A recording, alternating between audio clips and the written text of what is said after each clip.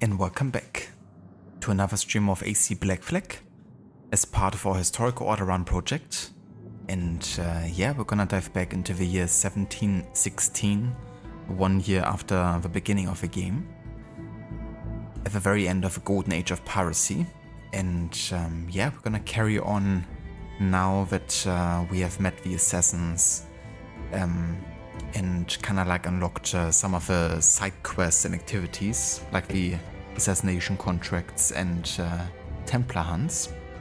So yeah, in this first part of the stream we're gonna focus a bit more on the newly unlocked side content, and then it's time to start with sequence 5 and get the first introduction to the forts. We haven't actually done any forts yet so far, because we want to wait until we actually get to the point, narratively speaking, which doesn't happen super early into the game. So yeah, it's gonna be interesting, you know, not getting the benefits, for example, from unlocking forts, because they do kind of act like viewpoints in a way, you know, showing you in their respective area what kind of activities and islands you can find. But yeah, so far about 20% into the game, but that is really primarily main story at this point. Now it's really time to dive into the, you know, side content. But yeah, welcome in everyone. Hello there, Maxi. Good day. Hello there, Assertive. Welcome in. Thank you for 15 stream streak there as well, Maxi. And yeah, having a good day so far. Picked up my travel pass for our London trip in November. Had to kind of like apply for a new one, because my old one was kind of like not working from 2023 anymore. I didn't really have to renew it, because I wasn't really planning on going anywhere that I would have actually needed one. But yeah, going to England, you definitely have to have one. It's kind of funny, because earlier this year I traveled to Ireland and I didn't need one for Ireland. But going to London, I you know, I had to get one.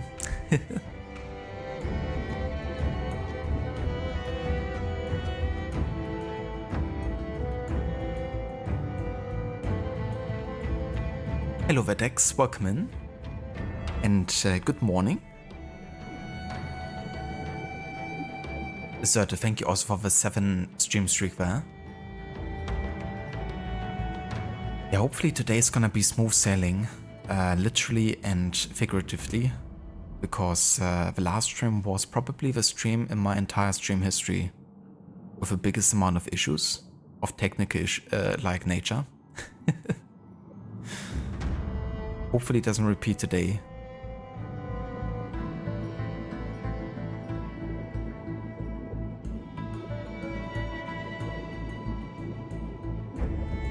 London calling, indeed. Yeah, I'm quite looking forward to it, to be honest, because I've never been to London like properly, except for like the airport. And yeah, it's always been one of those cities, you know, that I've been most looking forward to actually see in person.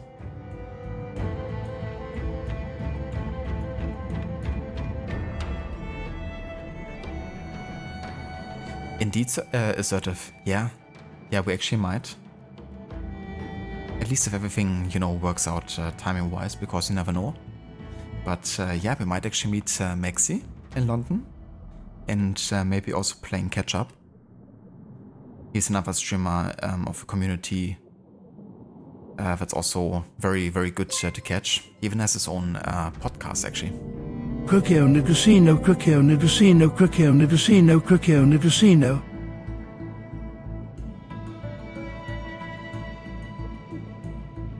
But cheers, Maxi. Yeah, we're just about to give a shout out to catch up too.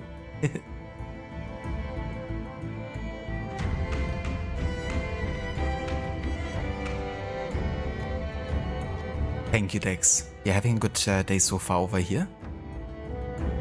Been a pretty busy week, but yeah, things are going back to normal. And yeah, definitely looking forward to play a bit more Black Flag. We're still quite early into it, but today we're gonna get started with some of the side content.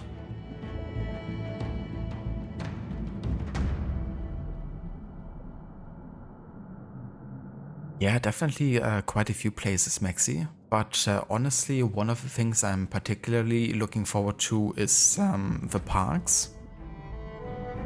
Because I heard so much about it, and yeah, I just want to see a lot of those, you know. I love, you know, going on like walks as well. So that's gonna be a nice matchup, I think. And I also want to, you know, visit like lots of food places. We haven't like 100% decided yet on which one specifically we wanna be, you know, visiting yet, because there's so many options. But we watch like a lot of food content and like people checking out restaurants. So yeah, gonna probably like compile a list and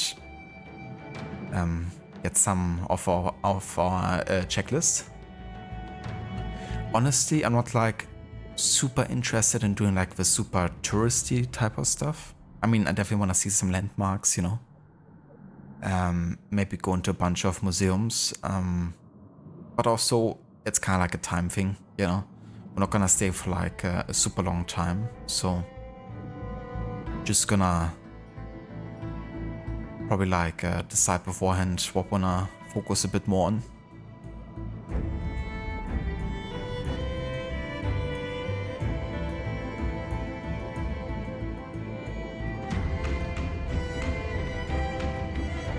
And Dex, dude, thank you so much for the resub there for 3 months.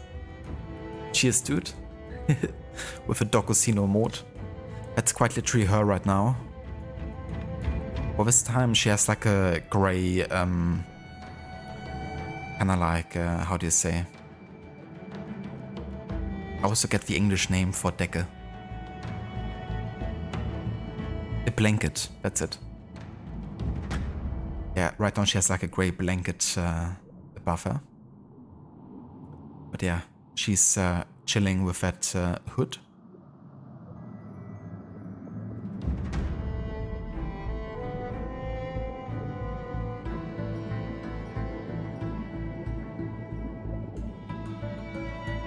Yeah, so definitely looking forward to it. And no worries of a shout out Iva Maxi.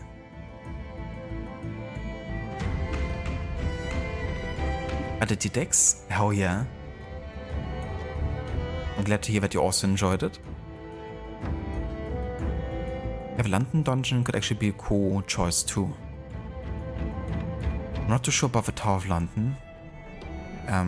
Levy's been there once and she said it was kind of expensive and like very busy and full, I guess, that you have to kind of like wait potentially long. Plus, I'm not super into heights, so there's also that. But yeah, we're gonna think about it.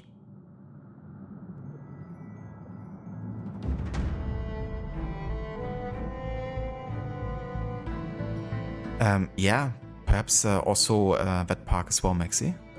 I mean, there's so many. But yeah, everyone is also recommending another one. It's kind of funny because when I was actually applying for my travel pass, I talked with the government worker about, you know, like where I want to go and stuff. And she loved London and has been there like plenty of times. So she was also giving me some recommendations of her own, like which places to visit and which parks are the best according to her.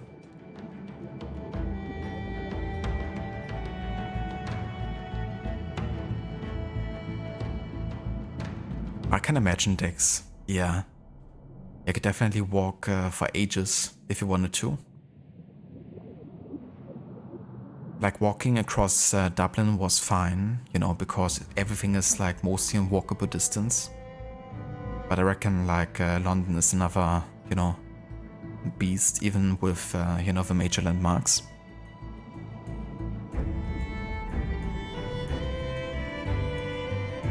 But yeah, I mean, I wouldn't walk across Berlin either. Definitely glad there's like so much public transport.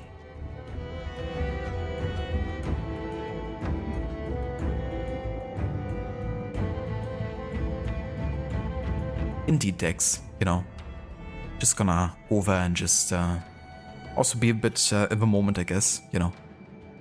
You can't always like plan everything and have it work out like that.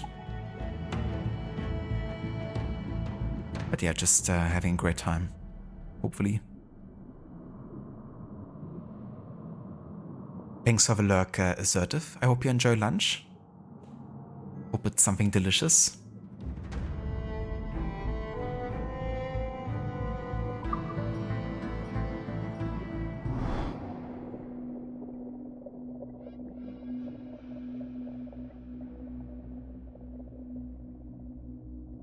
Oh yeah, Dex, definitely the perks of, you know, bigger cities having public transport like that.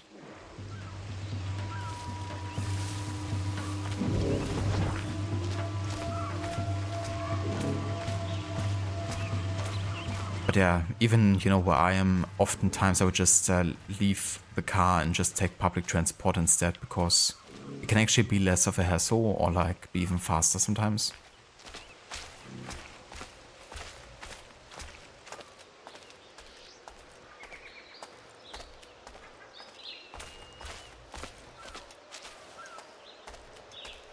Plus in Germany we have kind of like a flat rate ticket, which is kind of like national actually, where you can kind of like pay about 60 bucks or so like per month, and you can kind of like use all the public transport in all of Germany,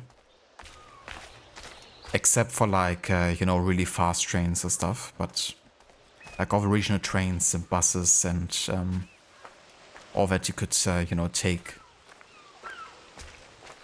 across the entire country.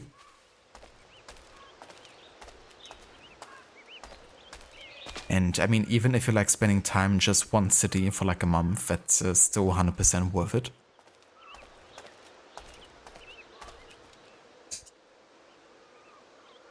At least if you have to take, you know, public transport a bit more often.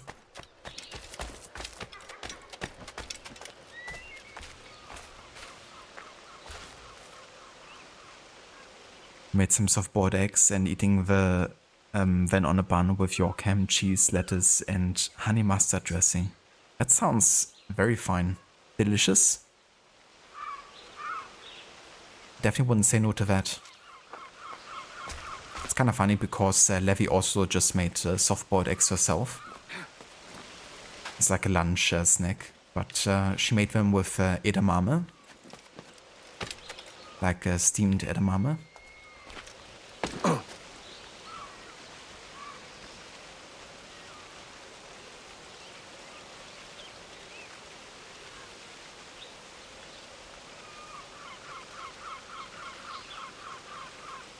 Oh, very nice steaks. That's definitely good, you know, to have an experience like that. Because, yeah, sometimes, you know, you can also definitely have poor luck with taking public transport too. Depending how the day goes.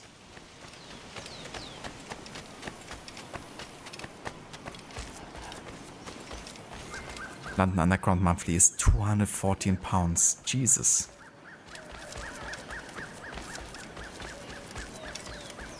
But isn't also like the whole kind of like public transport, trains and stuff, is that in the hand of the government? Or at least partially? Like, does the government have like much a say into the price structures, or is it like fully privatized?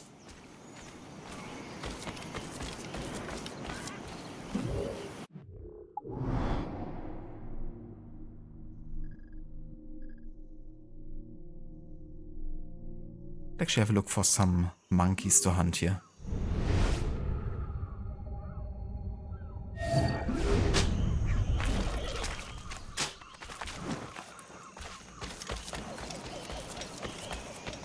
I'm sorry.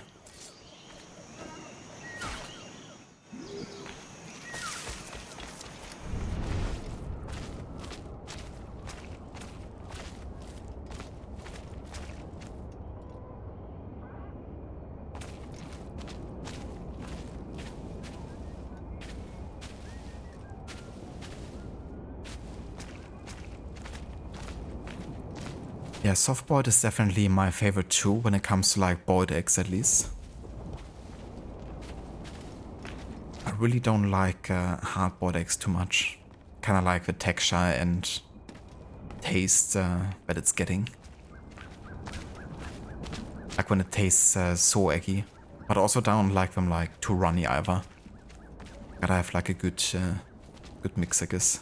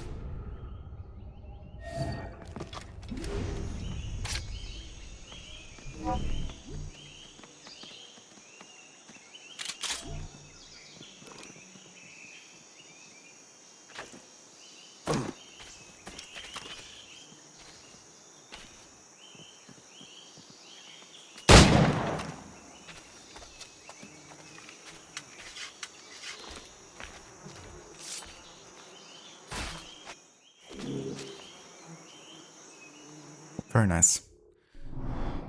We can already get the third health upgrade here.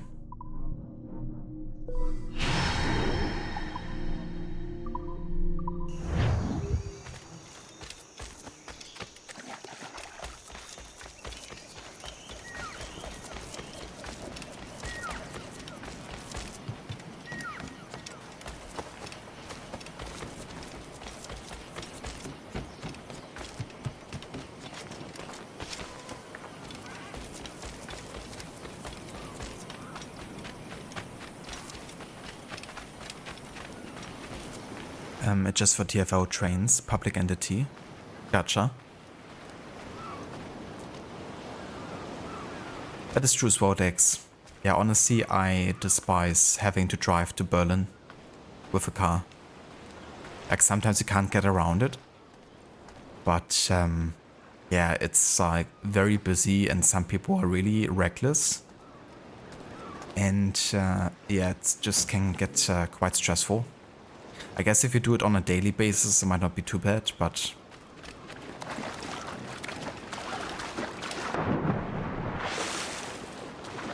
yeah.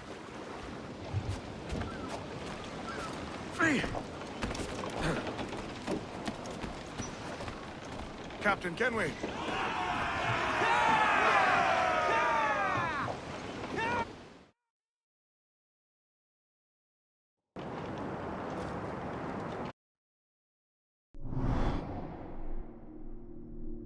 Avocado toast with a soft boiled egg on top. That's also a good combo, for sure.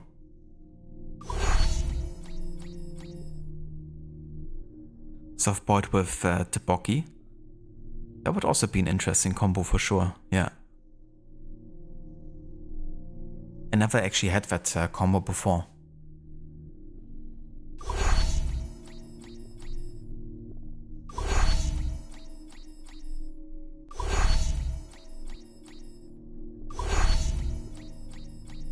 I could see that working quite nice with some like spring onions or something.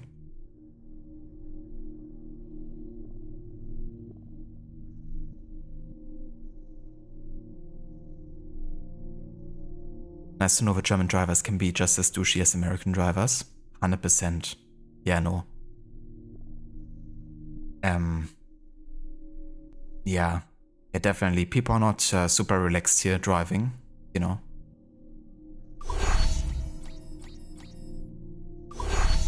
They also don't have like tons of patience sometimes. And I mean, you know, Germany is of course also popular for its Autobahn. Where people assume there's like no speed limit, but most of the time there actually is. There's just like a few passages every now and then where you can have unlimited speed. But yeah, some people are definitely, you know, also being reckless with that sometimes. If you have like a fast car or something.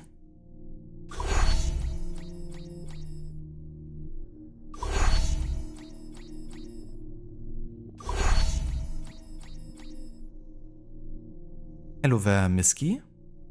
The remake won't have Kenway Fleet. Yeah, I definitely could see that being the case.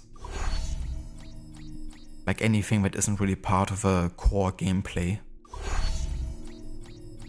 Like the multiplayer and the modern day, you know, all that extra kind of like stuff.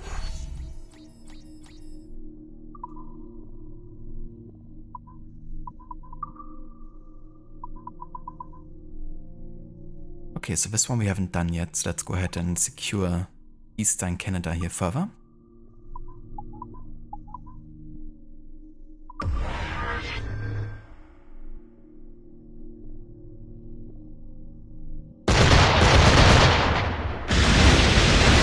Most people think all the roads are the Autobahn.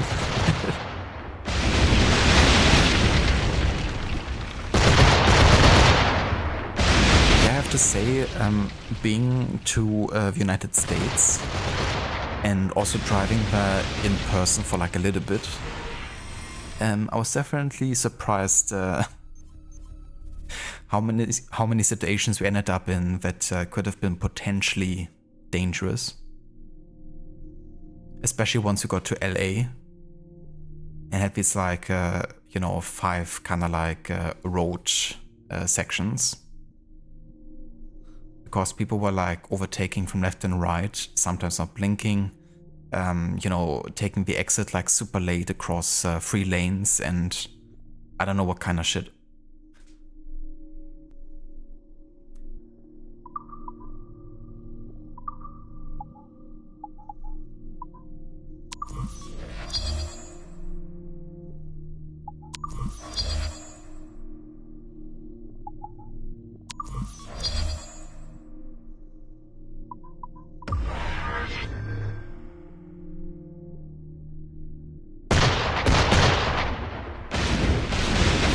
I guess the Fast and the Furious series and Need for Speed are quite accurate then.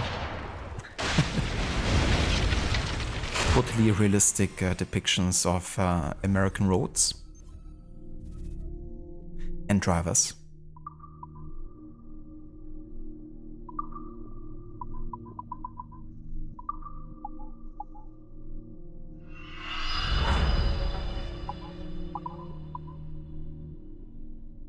Okay, then we have Northwest Europe.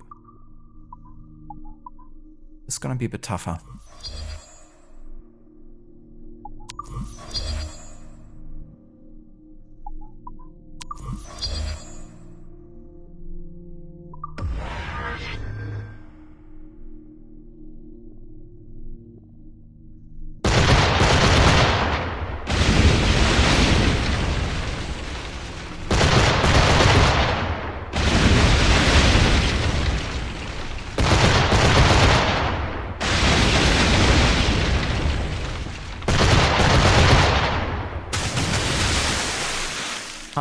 I missed. What a stormtrooper.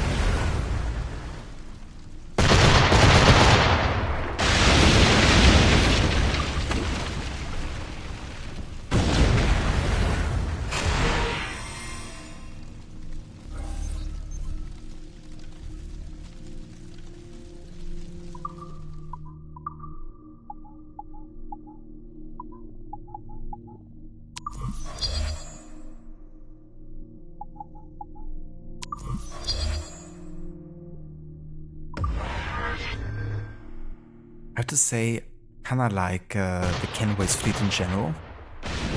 But every time I have to do this for like longer periods of time, I kinda miss the option in AC Rogue that allowed you to skip actual, battles. Kinda like skip the, animations. And just give it like the end result.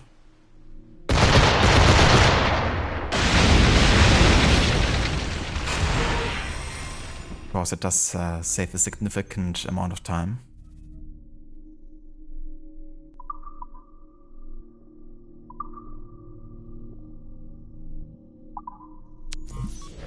Yeah, we're also gonna secure this one here.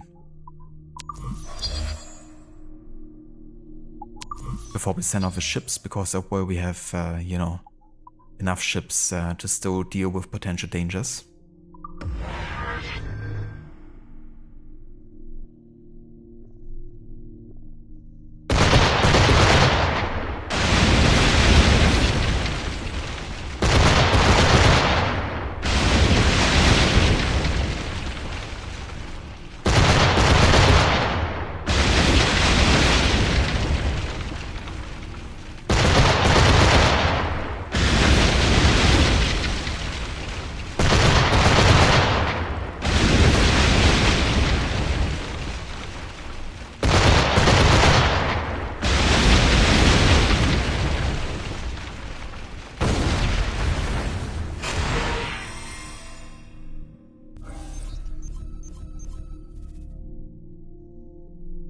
And it also gives us more resources here that we might need.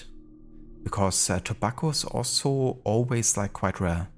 Doesn't matter like how many missions you do, it's always like the most rare resource in the Kenway fleet.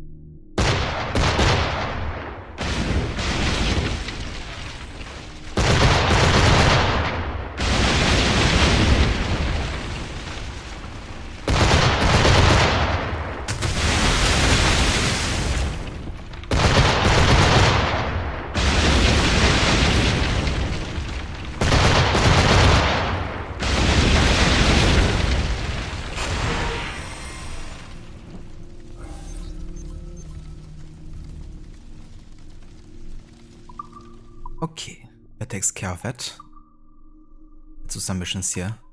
Some of these give quite a lot of money, as you can see. But they also take up to like 1 day of real time passing.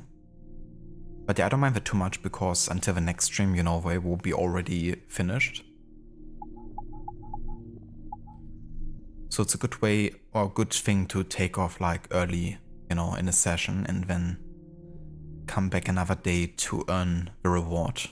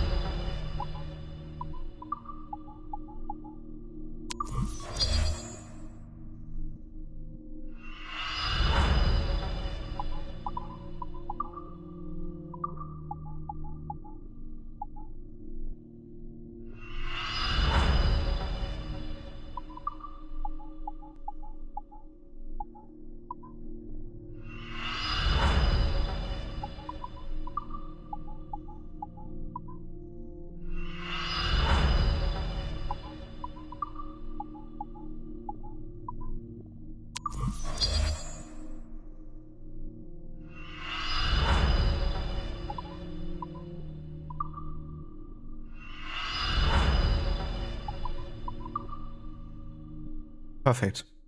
I can use my entire crew here. We have enough resources for everything, and we have exactly the required amount of cargo necessary to transport all the goods. Perfect. Because oftentimes you either lack the resources of the necessary ship. But yeah, I was like, perfect. Alrighty then, that's gonna get us some really good amount of money here.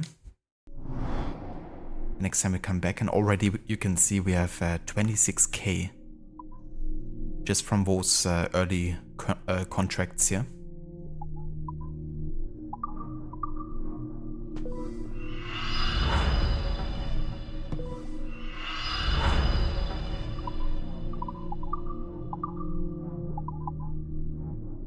We're still lacking the amount of wood necessary here to get the next hull armor upgrade, which I kind of want to have. But we could focus on those that just use money primarily, like round shot strength and heavy shot. Yeah, let's do that.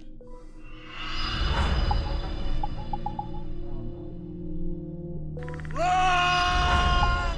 Go! Get to the chopper! Take my C word. Take anything you like. Hello, Dr. Darling. Welcome in. And good day.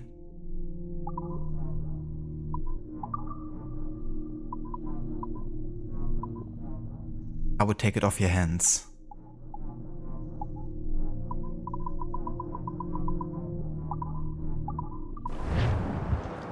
Okay, that works for now.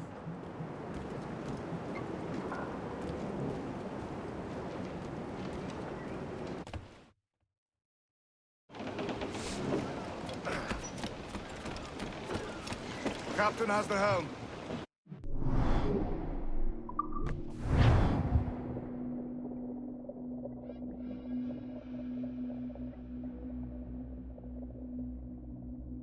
Okay, and then it's time to actually dive into some of the side content, and we're gonna be starting with the first Templar hunt. And it's not one I would actually do, you know, first, because it's actually in a location that's a bit higher level, I think. At least, you know, with high level forts, I believe. Because we're looking for the Cayman Island, and that one is like somewhere around this area, I believe. Not sure exactly which one, but we're just gonna have a look around until we find it. But as you can see, this is like between level 2 and 3.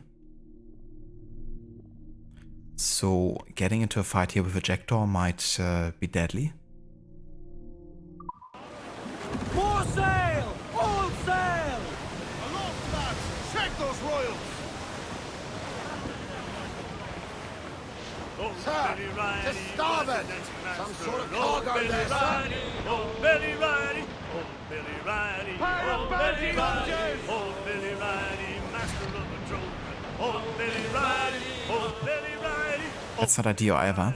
old Billy Riley, master of the throne, bound for Antigua. Old Billy Riley, old Billy Riley, master of the throne. Old Billy Riley has a nice young daughter. Old Billy Riley, old Billy Riley, old Billy Riley, old Billy Riley, old Missy Riley, little Missy Riley, old Billy Riley, old Billy Riley, old Missy Riley, old Billy Riley had a pretty daughter, but we can't get at her. Old Billy Riley, old Billy Riley had a pretty daughter. Old Billy Riley screw her up. This would be perfect in terms of like how much wood they're carrying. But I think 2 frigates at the same time is a bit too much. They're like very close to each other. Old Billy Riley, old Billy Riley, one more bull and old Billy Riley, oh.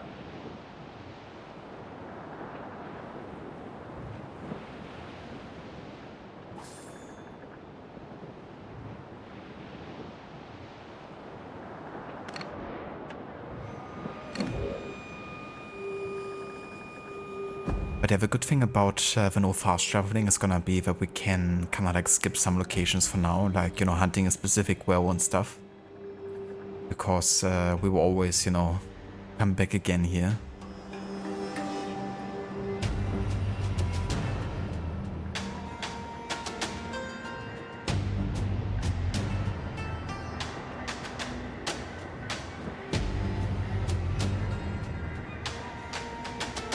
For instance, once we get the diving bow and, you know, we return here to have a look underwater, which will bring us naturally into the vicinity of, you know, such a location.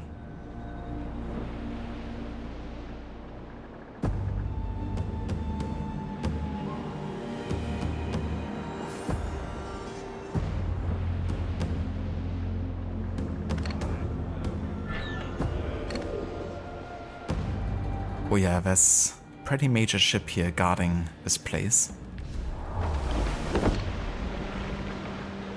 Actually, it's not too bad. We can take this on. If only we had mortar shots. But the question is this even Cayman Island? It's not. Pinos Isle.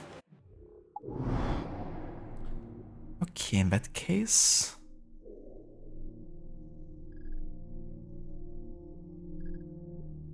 in my memory, Cayman Island was pretty small. At least when we meet...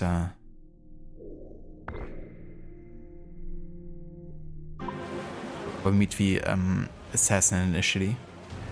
All sails, you'll take it! Loose tops and royals! But yeah, my geography knowledge is not really on point here with this map.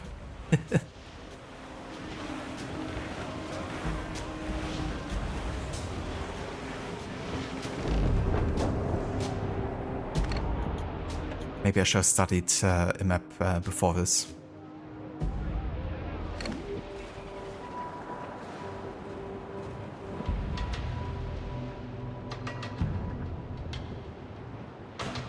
It's so freaking funny because every time you hear like a dolphin sound in this game, it makes me super paranoid that I'm getting like a call or like a message. Because that's actually the sound of my notification on my phone. The dolphin kind of like laugh.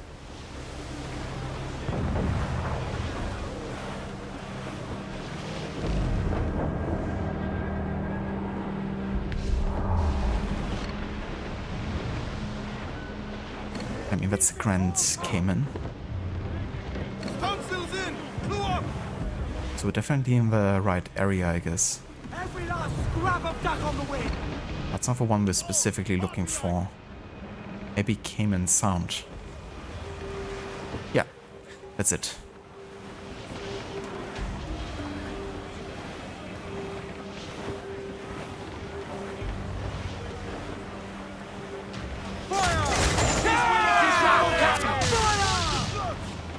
Give the order, sir!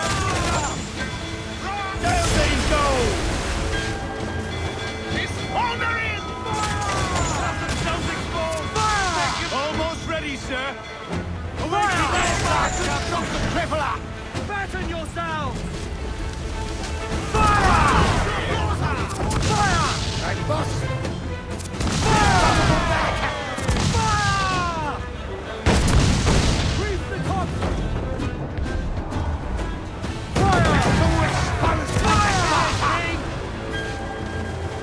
Unfurl mains, let's move! Mains loose, we have the news! A cannon! Get out of range! Ease off the wind! All in all sail! Get the mains free! Loose topsails, cannons and royals!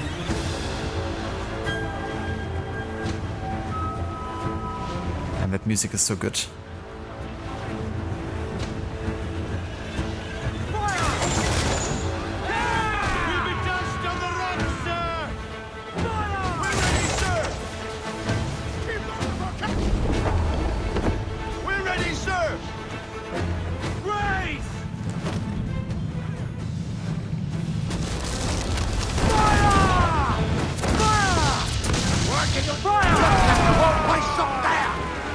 Grappling hooks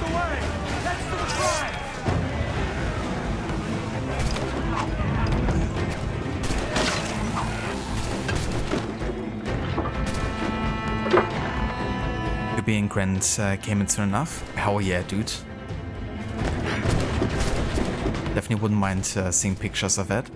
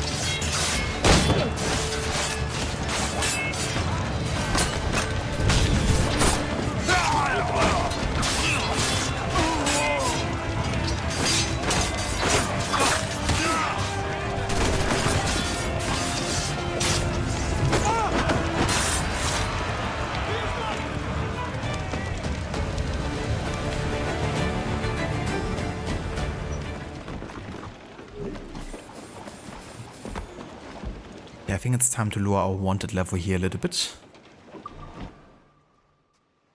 And we should actually maybe have enough wood now to get the power upgrade.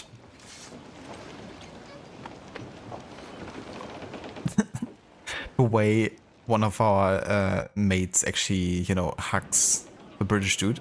Just so freaking funny. With what we have taken, we can improve the ship, Captain.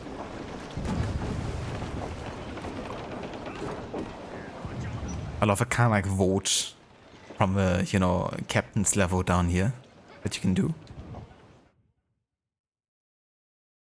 Always gotta love when you can do votes over like a drop, you know, because while you can vote in the newest AC games, you know, they don't often allow you to vote over objects that lead to a drop on the other, you know, end that isn't like even with the takeoff position. But yeah, in games like, you know, Black Flag or even like Unity and stuff, you can actually still do that.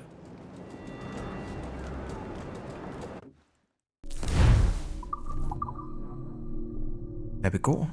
The third hull upgrade, that's gonna be a significant upgrade. Gonna make it definitely possible to deal with 2 frigates at the same time, like much easier.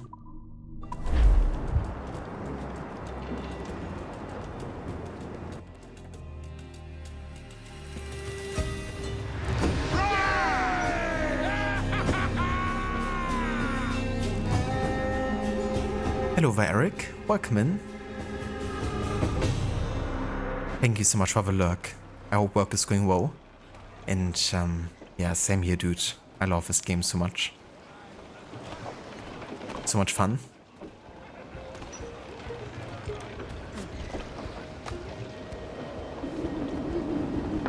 Captain overboard!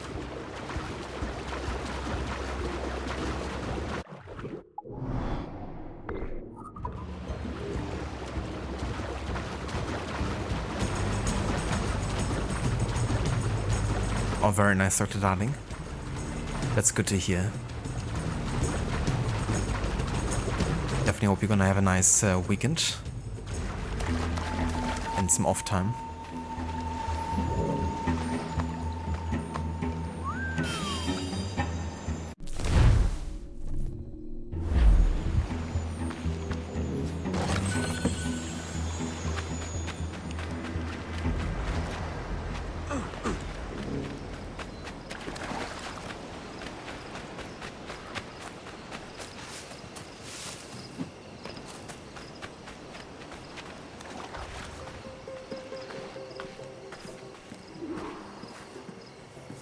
Taino assassin.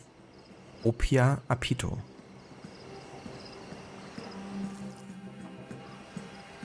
Opia?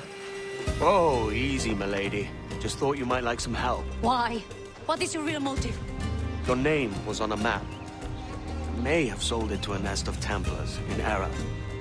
We all make mistakes. Typical. Twist a Templar play to our back to play safer to our face. Look, I'll level with you, lass. I'm also looking for a key. I figure I help you. You let me keep the key if it turns up. Right. You're offended. I'll go.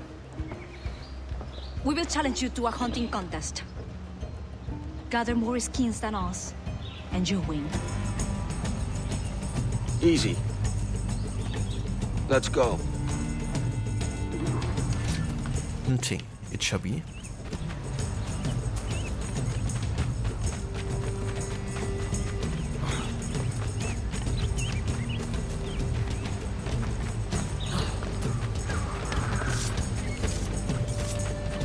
Oi.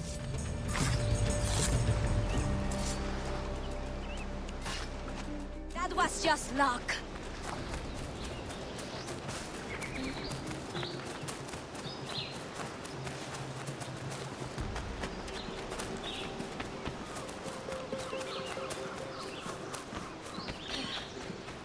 That's not fair.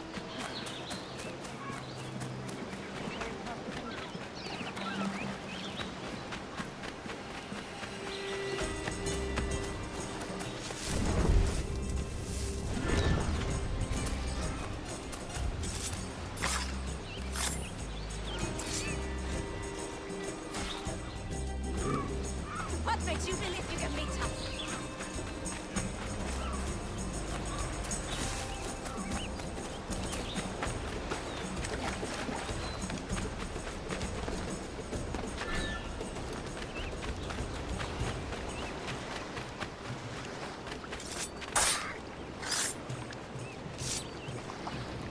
Your first sip. I'm more for you, but I'm not worried.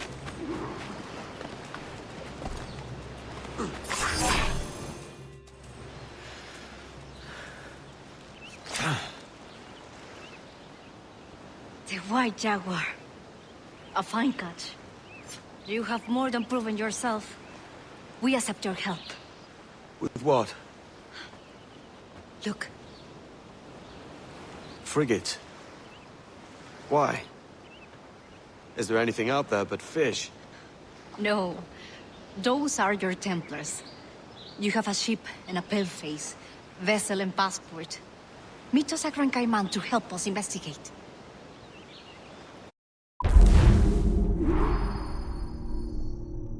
We shall do so. Already been to the Grand Cayman, at least very close there, so we know where it is.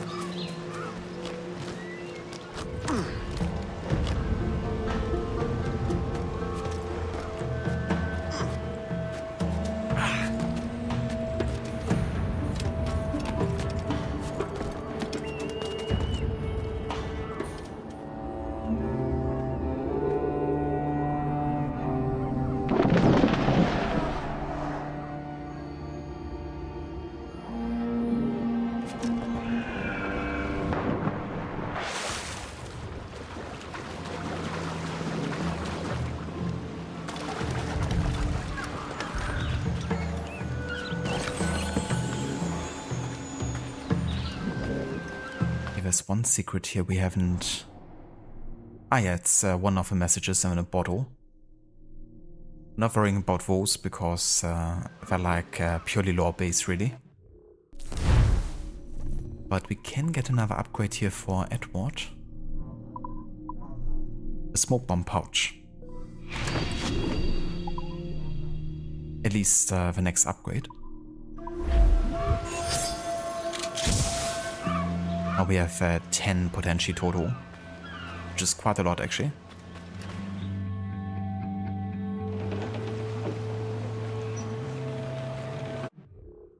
can't carry on with the Templar hunt here. So we have to drive or sail over on this end of the island here. Loose and trim too! Let's catch some wind, lads! Trim us off the wind! Bring in all sail, gammon tight! Let out some sail! Get up those shrouds, let's move!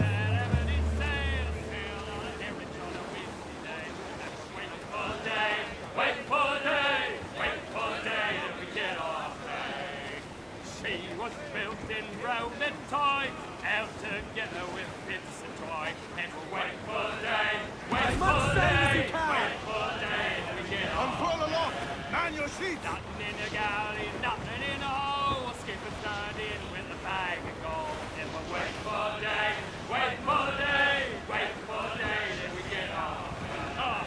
But next they praying a leak here and pour out timbers creek. And we'll wait for day, wait for day that we get our pay. We could go way round Scalby Neck when the wind back round to west northwest. We'll wait for day, wait for day that we get our pay. Into the armor and up to toe, pump you blind. To larboard, sir! Some wrecked cargo adrift Wait here, for sir!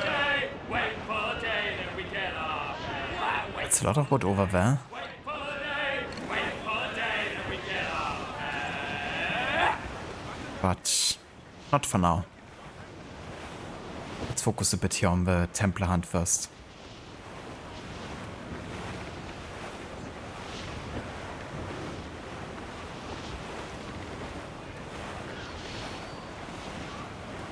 We're bearing down on land, Captain! Douse the royals and tops!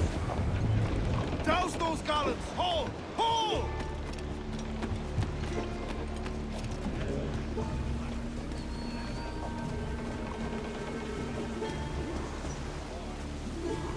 Opia, and how are we today? Surprised. We did not think you would keep your... Tell us, why do you expect to find your magic key? It holds an irresistible attraction to Templar, if that is who bought this ship. We don't know what the Templars could want here. These people lead simple fishing lives. Or perhaps not so simple. I'll go and have a mingle, see what we can find out.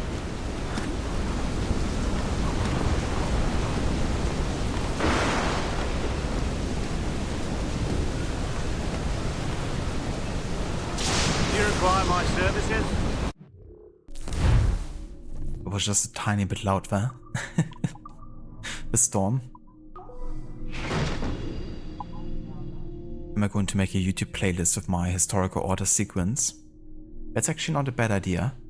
I've done something of a sort with chase themes. I've done like one chase theme per game and then kind of like a chase through history kind of like vibe. It was a pretty short playlist, it was like only half an hour. But yeah, kind of like done that before I actually started the historic order run. But yeah, taking it to that level would be definitely something. You know, like the more in-depth with like more soundtrack. My thanks.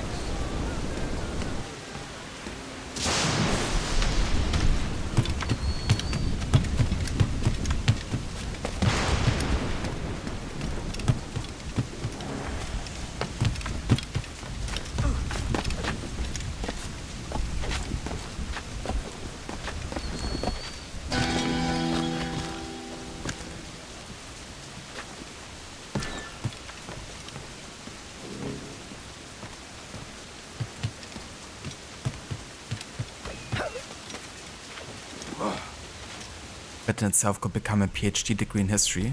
Pretty much, yeah, at that point. With the amount of research required.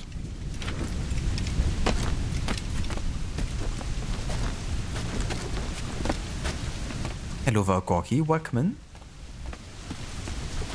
And good day.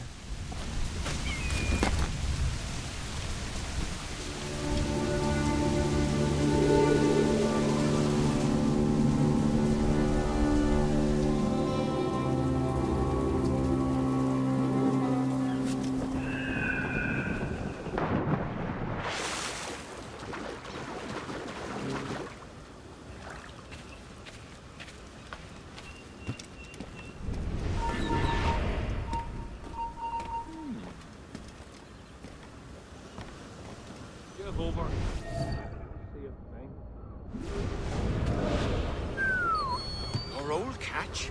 You must have made a fortune. I did. But you know, this is exactly why they call me the King of Fishermen. Who calls you that? Oh, don't be jealous. Jealous? I'm not jealous. I'll show you the bill of sale if you like. Senorita Márquez's right-hand man, Vargas, signed it himself. She's using his home as her headquarters. I even met her there when I delivered the fish. You see, Alvin is practically nobility now. A noble fisherman, indeed. Oh, come on now. Had to, like, just turn around in that moment.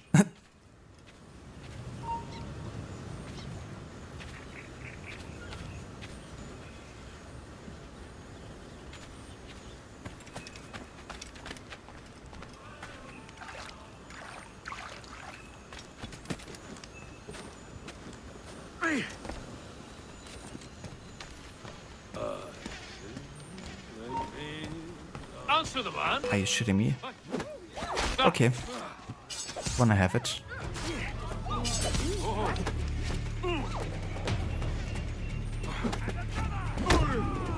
You can do it like that.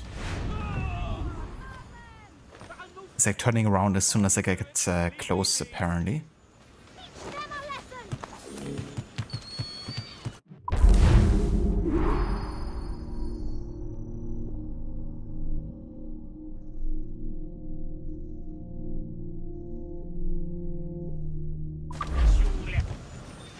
Okay, there's actually an assassination contract. It also takes place in the same year, but we can do basically at any point. Which we can start from here. Just a question of whether or not it's like still on the same island.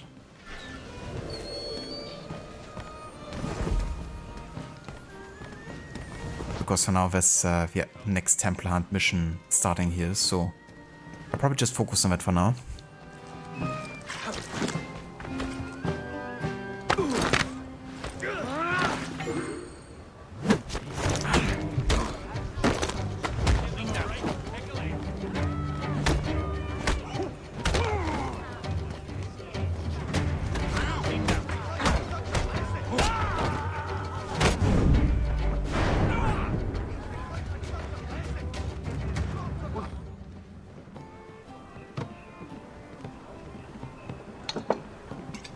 The way I hear it, you want to be heading towards them.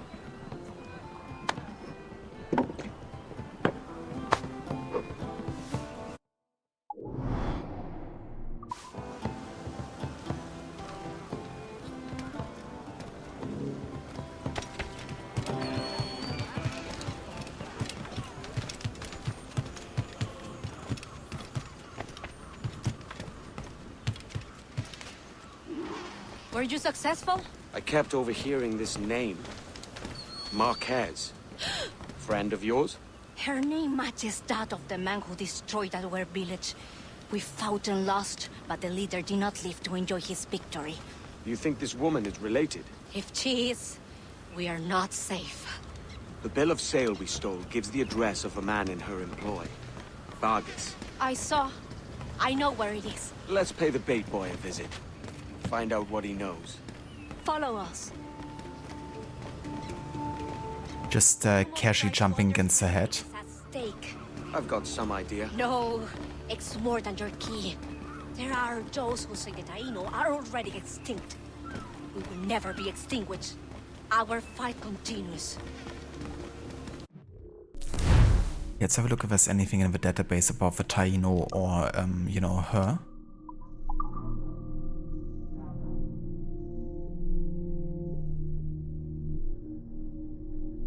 Ah ja. Let's start here. Opia Apito. Born in Cuba, Assassin Bureau leader Opia Apito was raised Taino among her mother's people, never knowing her father, a Spaniard. At 12, her village was raided by the Spanish. Most of her community was kidnapped or killed, but Opia, the lone free survivor, fought and ran. She survived in hiding for close to a decade. Much of what we know of Opia is inseparable from legend. Her name, possibly self-given, is an amalgam of the Taino words for eternity and ghost. She claimed to be a direct descendant of a warrior, Hatue, who stood against the Spanish in the 16th century. She was guided throughout her life by the mantra, Aji Aya born, better dead than a slave. In her early 20s, she was hired by the assassins as a guide and was soon adopted into their ranks. She delighted in a characteristic Taino approach to strategy, preferring to harm the enemy by taking something from him in battle that he might live to notice it missing. But as an assassin, she didn't shrink from violence. True to her name, once promoted to assassin bureau leader, she built an agile and highly effective ghost burrow near the Cayman Islands, with virtually no physical footprint to speak of. We might regard it today as an early example of a terrorist cell, but she left no records and no descendants, and until now, history has no held record of it.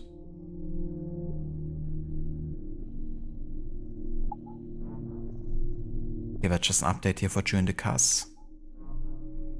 Then we also found Atabai, born in the 1660s of the Yucatan Peninsula. Named for the Mayan god of hunting, Atabai's given name remains a mystery, and very little is known about his earliest decades. We are still searching for a direct descendant, but fear this would be impossible. The only child he is known to have fathered died before the age of 10. What little else we know about him comes from his own mouth, from the stories he told those who know him. When speaking about his own past, he often avoids personal details in favor of abstractions and hints. He frequently speaks of his love and admiration for the tragic history of his people, and often uses these stories to illustrate the complex intersections of cultures and religions, frequently pointing out the fact that from within and without come enemies and allies alike. Nothing in life is guaranteed, except surprise. It is not known how early Atabai acquired the title of mentor, nor how large his impact was on the assassins of the West Indies. We don't know, however, okay, that's a typo, that he maintained semi-regular contact with the assassins of the British colonies to the north, in various parts of Europe, in Africa, and in China. We also know that he was instrumental in opening his branch to men and women from all walks of life, mostly Europeans, Africans, and those native to the area. As a native Mayan himself, rumors and stories of the ancient observatory were not foreign to Atabai. So in 1713, rumors of a new sage began to surface. Atabai took it upon himself to locate this man for himself, believing the assassins should be the protectors of his ancient and mysterious place. Atabai sent word far and wide to as many assassin outposts as possible, hoping the network of spies and informants would lead them to their prize. But after 2 years, there was no word. Then, at some point in early 1715, an experienced British assassin named Duncan Warpo arrived at Atabai's encampment, initially expressing a desire to train under the mentor directly. Atabai found the request odd but flattering, for Warpo had already achieved a level of mastery few assassins ever reached. But after many months of intensive training, Atabai came to consider Duncan Warpo as one of his most trusted colleagues. Then in June of 1715, word arrived that the Templars had located and imprisoned the sage on Spanish lands in the far south, seeing an opportunity to cripple his arch enemies. Atabai entrusted Duncan Warpo with the task of rallying various assassins around the West Indies and leading an assault on the Templar prison ship en route to Havana. Duncan Warpo agreed to this task and was never heard from again. It was only after Edward Kenway's disastrous meddling in Havana that Atabai was made aware of the full extent of Warpo's betrayal.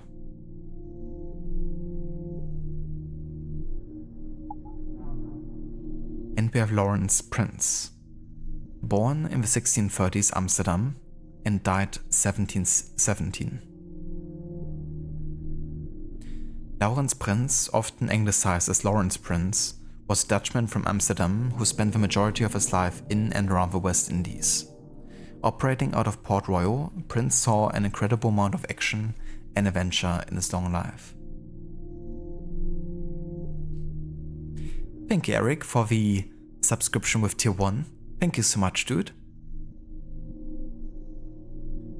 Hope you enjoy the emotes and, of course, the ad-free viewing, which can also be nice sometimes.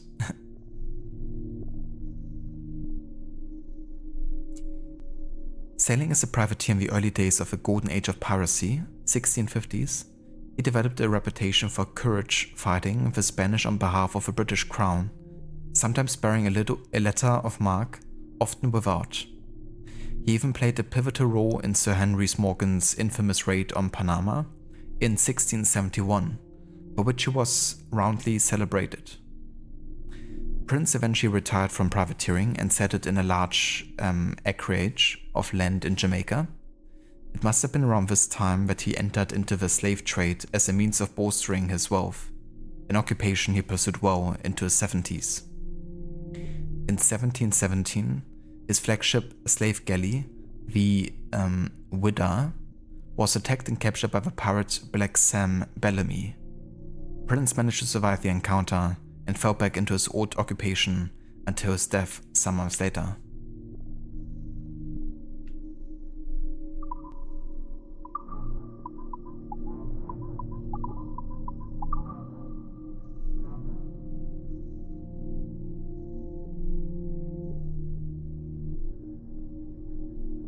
Hello there, Mita, welcome in. Ahoy there. And yeah, I'm doing good. Having a good day over here. Getting to play a bit more Black Flag. We are actually starting on the side content now, so we're doing the first Templar hunt for the Taino assassin. And yeah, also gonna work on some assassination contracts soon. How about you? How are you doing?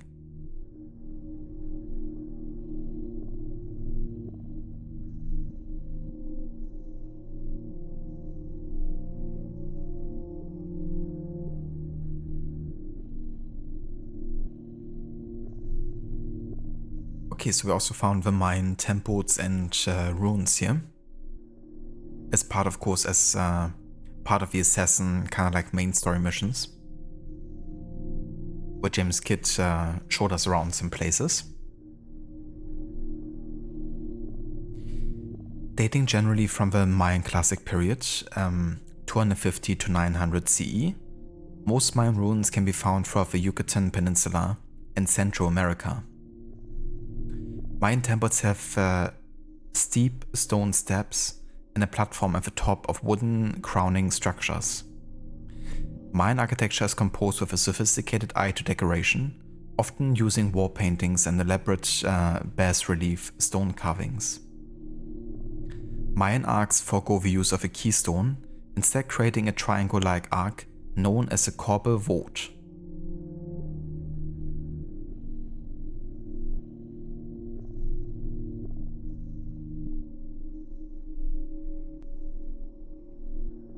Okay, this is actually an interesting note here that also has historical relevance.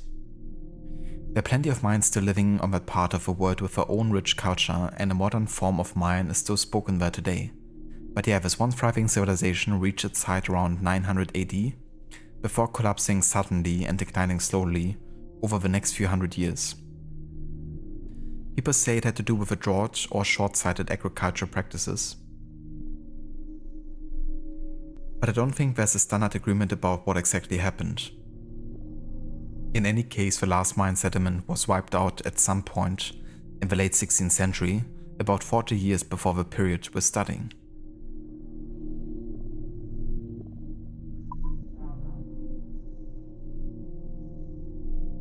Thank you for the 10 stream streak, Amita. And very nice, dude. What are you making for lunch today? I'm always curious about what people are cooking or like eating. But I hope you enjoy. Forts. In a region teeming with privateers, buccaneers, corsairs and pirates, as well as several warring European empires, fortifications were a necessity for almost any settlement. And we also found Great Inagua. It's one of the largest islands in the Bahamas and is located at its southernmost point. The small outpost and village here was used by the Templar during the Cas as a residence and base of operations for a year or so, prior to a swift departure in 1716.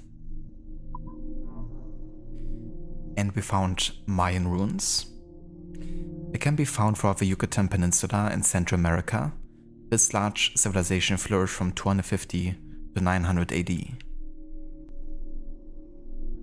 Okay, so nothing too much here that we haven't also found out of the Mayan temples entry here.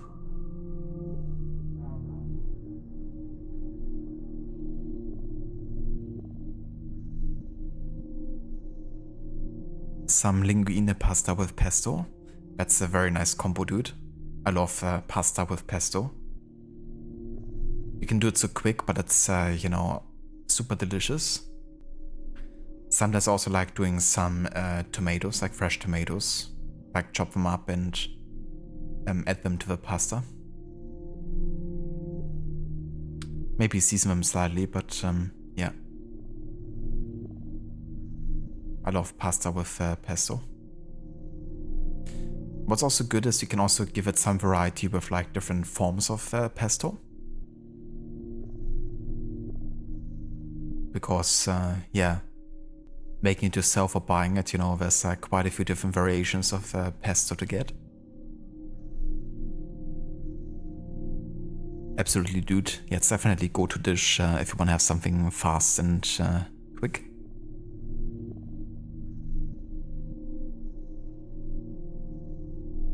The Castillo Moro. Built in 1589 to protect Havana's bay from pirates and foreign invaders, the Castillo de los Tres Reyes Marcos del Moro is an imposingly solid structure. Its mere presence put a stop to any raids on the city of Havana until the British invaded during the War of Jenkins' Ear. The War of Jenkins' Ear? In 1762.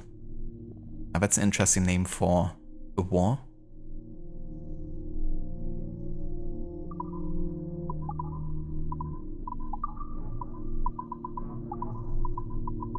Okay, now we're fully caught up on the database again.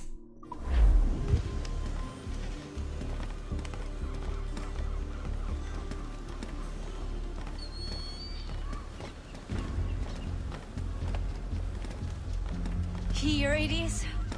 The home of Vargas. Hide. We'll use the element of surprise to our advantage. Get out of sight.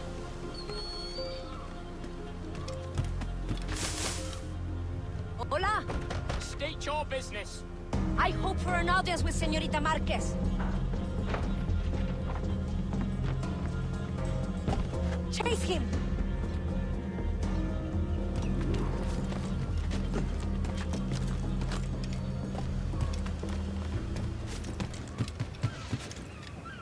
Well, now, what was in that scene?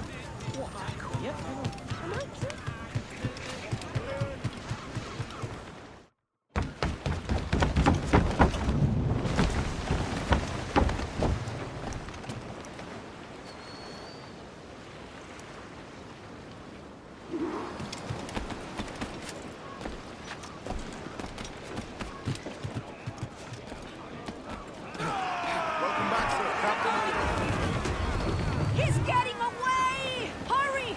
Get after him! Don't let him get away! Brace yourself! Incoming ship! Guns out! Read fire! We're ready, sir! Fire! Fire! Keep on the way! She will ram us! Fire! Out of way from me! Fire!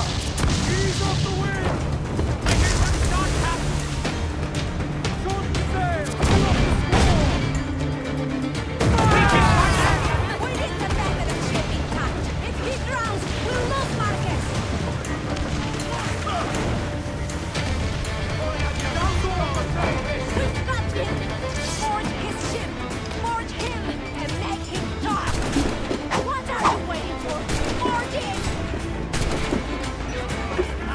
patient, are you?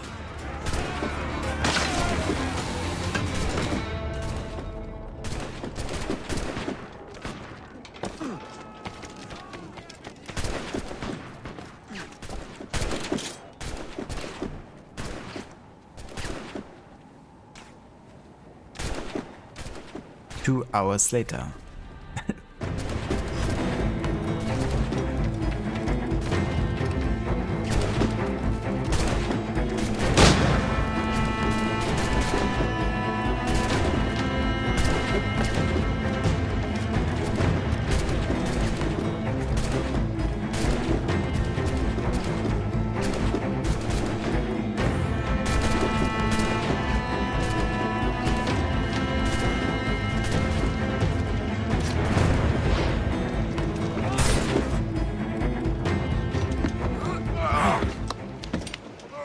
Out with it, lad. Where's Márquez? Why is she here? She's already left for Juventude. Find her there if you must. Her army will teach you a lesson. Juventude is the island of our enemies. If Lucia Márquez has gone there, it is certain we are her target. How many enemies do you have? When you're hunted, it sometimes seems that every stranger is an enemy. On Juventude, we have been at truce since the death of the first Márquez, but this woman could reignite our dispute if her price is high enough. Can't have that. I take this ship. Meet me there if you still want your key.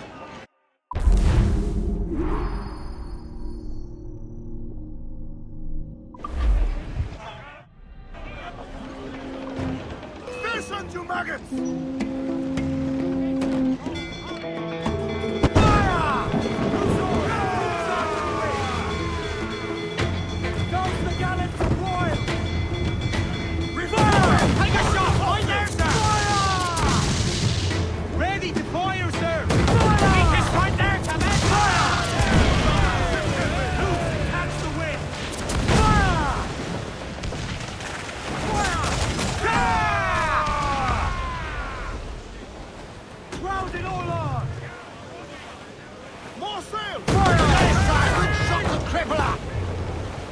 Ready to bark, sir!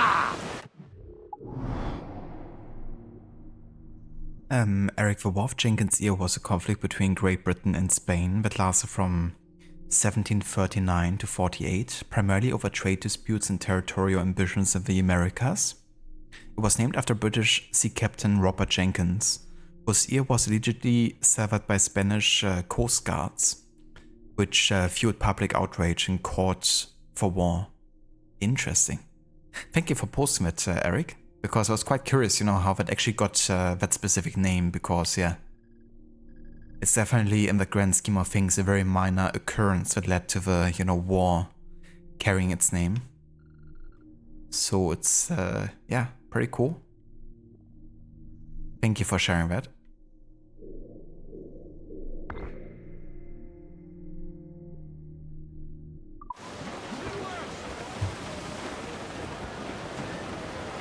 Lucia, let's move! Stances out!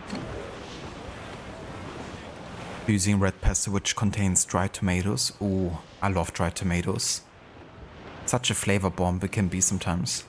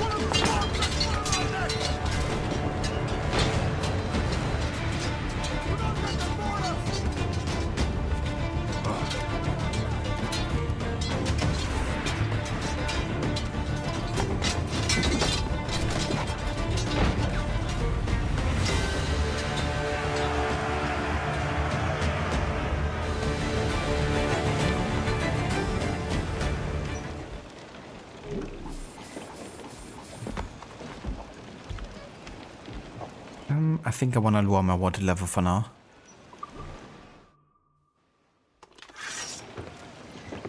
Join us, or die.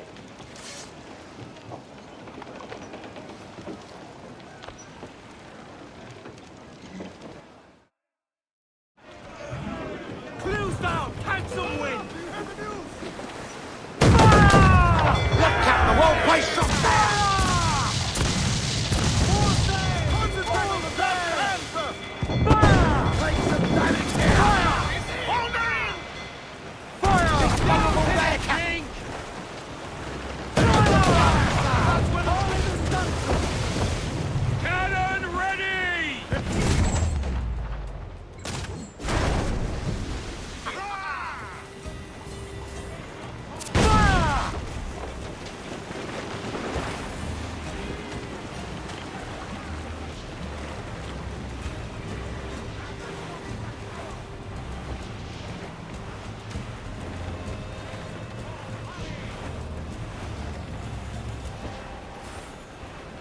Our force patrol these waters closely, Captain.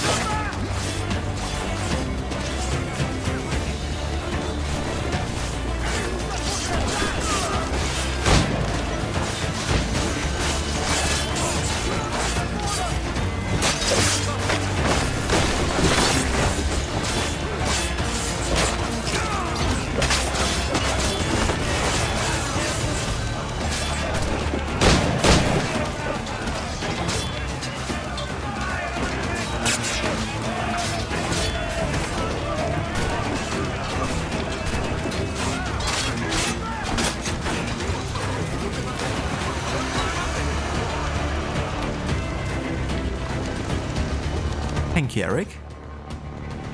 Yeah, I love kind of like chaining attacks together sometimes in this game. Like doing mortar and then like immediate follow up with, you know, a good like round shot, kind of like sideways. Kind of like shot, I don't know how to call it. A broadside, I guess.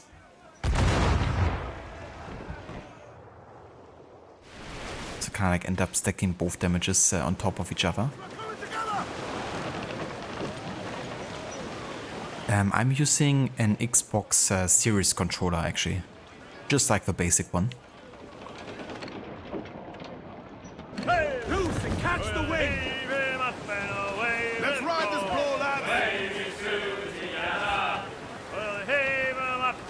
All sail, she'll take it. Close down, man your sheets. Trim the yards off the way. Studs up with a will. Cannons in the water.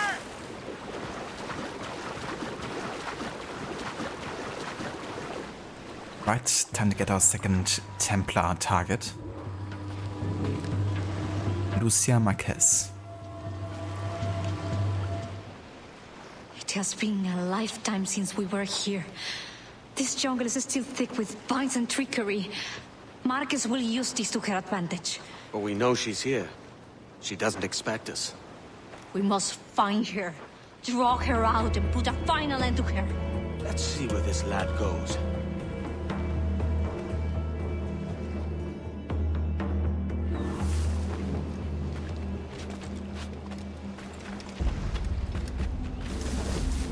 It's a bit of a slap in the face that, you know, she can crouch and run, and Edward can't. Because in the initial gameplay demo for Black Flag, he could, you know, there was actually a crouch and run function in the game.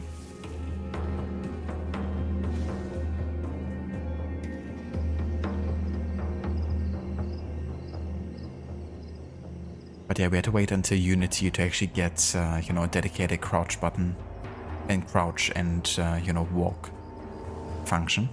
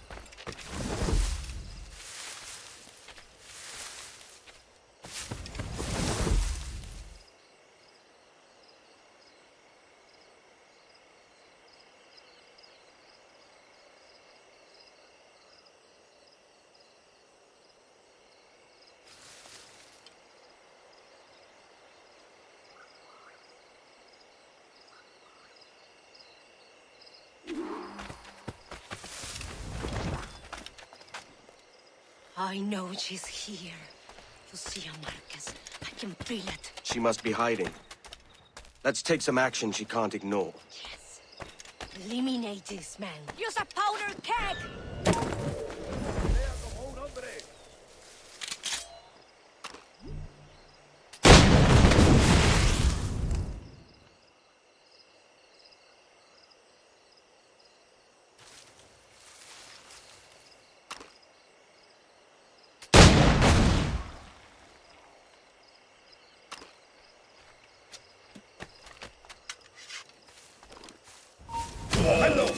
But Edward didn't want to assassinate them.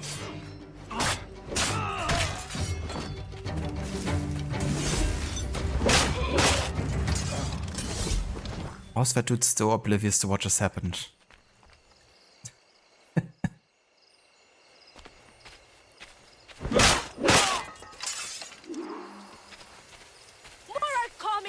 Take them out! He didn't hear the explosions apparently.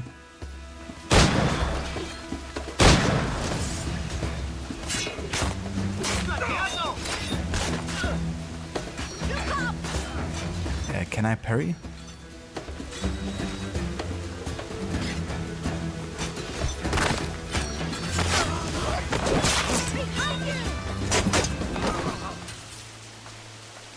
Lucia, Márquez!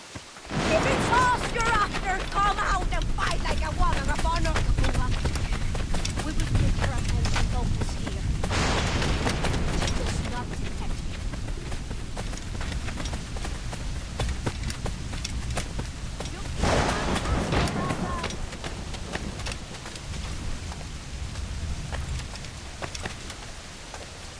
Come on, Lucia! Is this not what you want?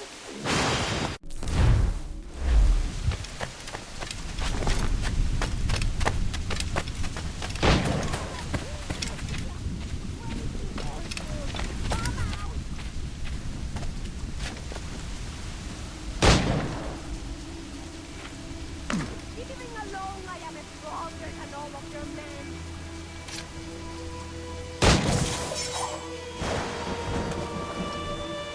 Lucia!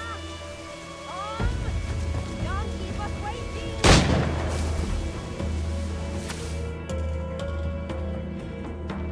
No. I cannot die at the hands of the Taino. My father saw such potential in these islands. Gold, industry, freedom. All of it squandered. You have not a clue how to use it. He could have brought you wealth. You believe we wasted freedom of being freely? You die a prisoner of your Templar moors.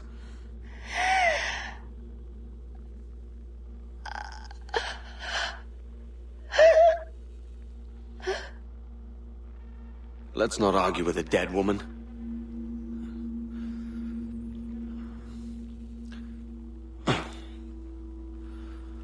Here's my prize.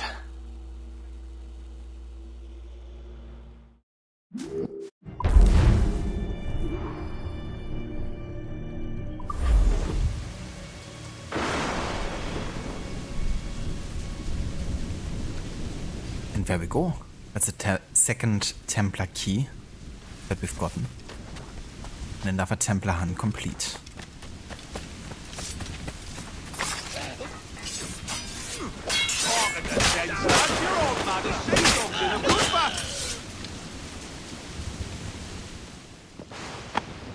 Pull me from the deep there, Captain. Jack thanks you hearty. Jack thanks you hardy. Love the way they're saying that.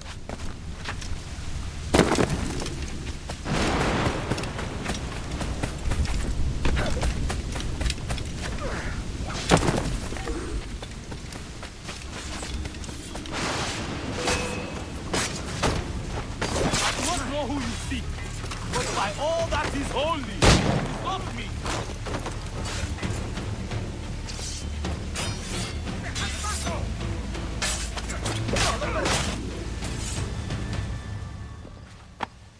Captain Kenway, just in time. I'll see you back aboard.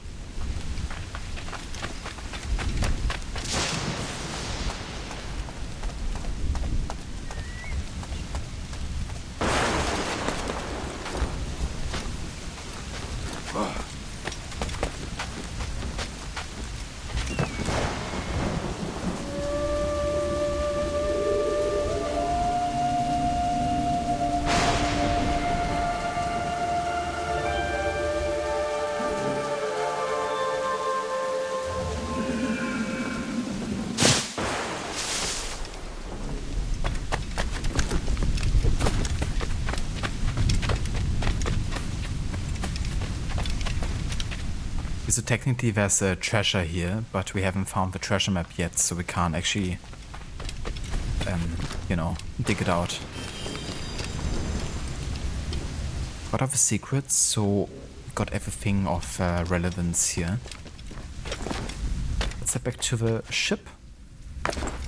And then it's time to do and find some assassination contracts.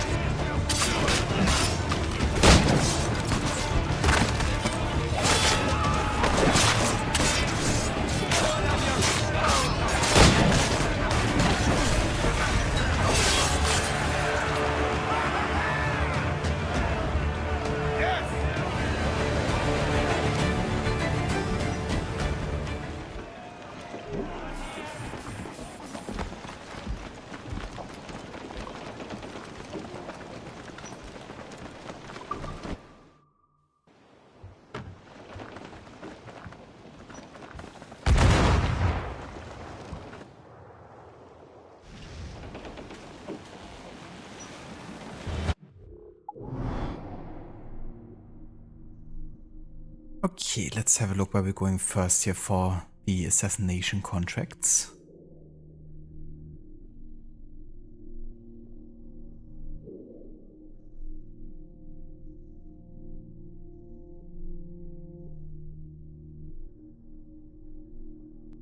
Yeah, there's definitely one at the Grand Cayman here, so let's go there first. Get the main screen!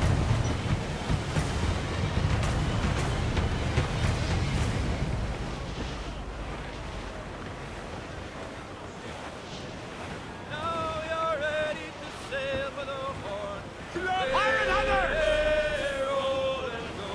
Our boots and our clothes, both are all in the rollicking, dancing at the oar. Heave a pole, heave away. Hey, roll and go. The anchor's on Keep a safe distance and use the move. ready to fire! Ready, sir! Brace for impact! Caution, Edward! Brace! I hear some shot, Captain! Fire! Fire! Well, place shot there! There's one more there, Captain! Fire! All your shots are triple up! Stand up! Let's get moving!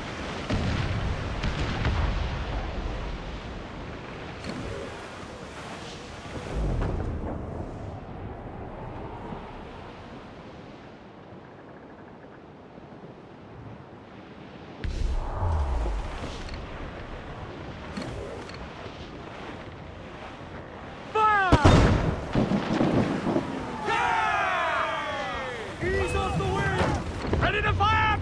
Fire!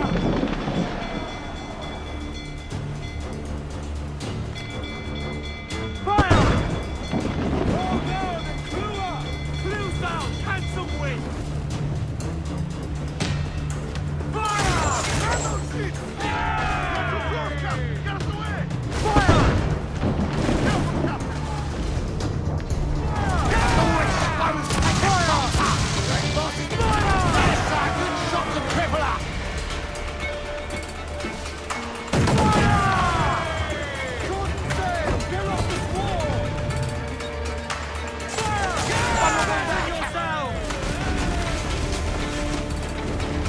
Pull them down the howl line!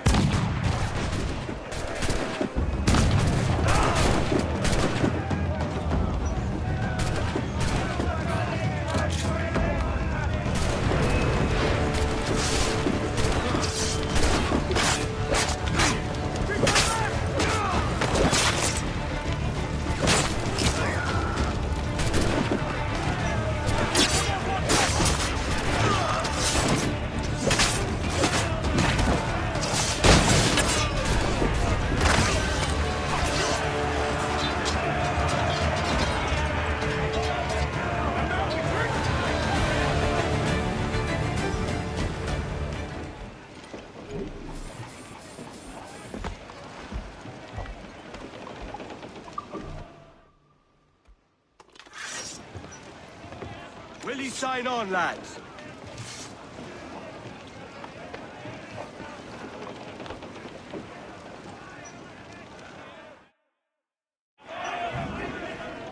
Mains out! Let's go! Try the mortar!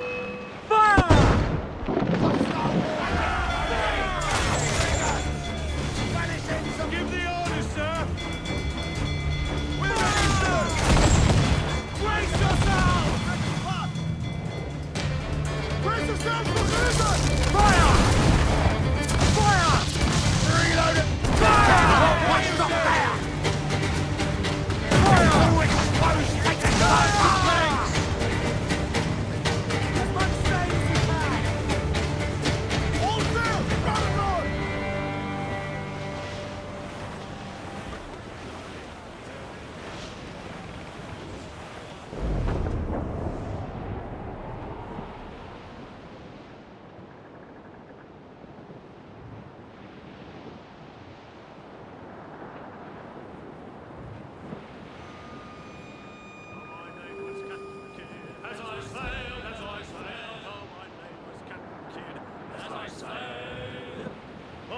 was cat and kid, and God's laws I did forbid, and so wickedly I did as I sailed, so wickedly I did as I sailed. Oh, I murdered William Moore as I sailed, oh, I murdered William Moore as I sailed. I laid him in his claws many leagues from the shore. Reef the men! Haul them in! Get off the wind! Full! Full for all you're worth!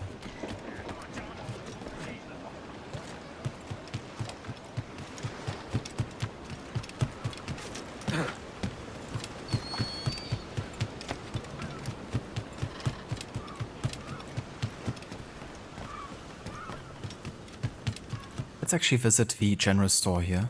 I feel like we could get an upgrade for pistols and swords. Also get some ammunition refill.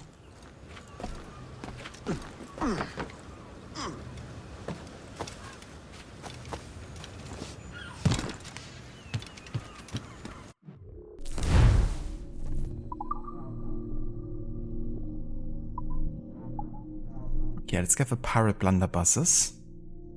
They have like a really short range, but they have a decent amount of damage and stun, so more like melee firing option here.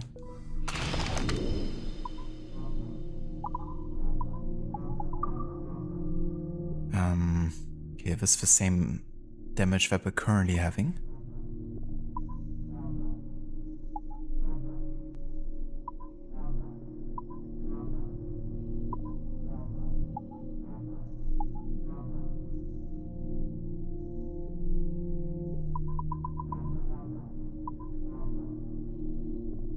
Dual cleavers. I didn't know I actually had these.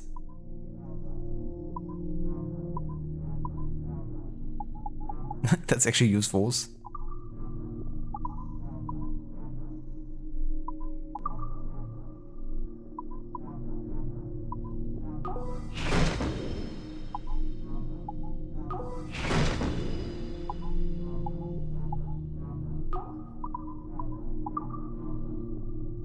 Could also think about, for the first time, changing our outfit here. I do like to have like a bit of variety eventually, but at this point I'm really still enjoying the classic Edward outfit.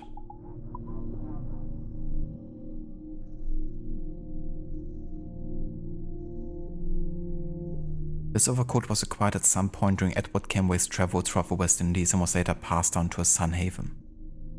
You know, this one's actually quite rare and we got the chest for it super early. How about we showcase the Haven Kenway's overcoat here?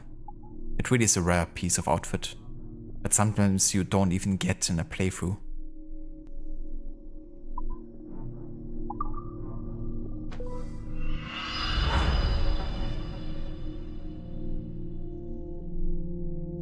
Thank you, Eric. You still have to bring down the last two black ships in your game, and you've been postponing for years. You definitely got this, Eric. Yeah, sometimes it can definitely be like also a perseverance thing, you know. But yeah, like some of those fights are really tricky. But I believe in you. Apparently soil meter, yeah, I heard about it. It's definitely nice. You would think it's like a pretty like basic technology, but I guess the implementation, you know, wasn't actually that easy. But yeah, it's a cool thing to have, you know. Sometimes you might not, you might miss something and you don't wanna, you know, clip it just to have it like, you know, be something you can rewatch. Or sometimes maybe the broadcast isn't available from the get-go and you can't view that to have a look what has actually happened. So yeah, I'm really glad that, you know, it's there now. There's definitely been lots of times where I just had to lurk or had to like mute the stream or whatever. And maybe missed out on like a potential answer because something different happened. Yeah, that's what I was thinking too, you know, like YouTube had the option to rewind the live stream for like quite a long time now, in case you missed something, but yeah, that's cool. But we can also make it more into like a broadcast that you're watching at your own pace, you know? Like some people might not care too much about it being live, they just wanna, you know, watch every minute of it. Buongiorno. How are you, my friend?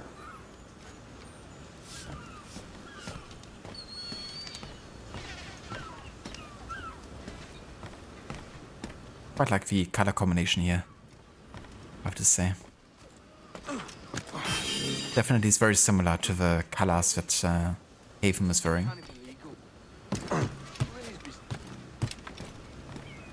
Also bareback.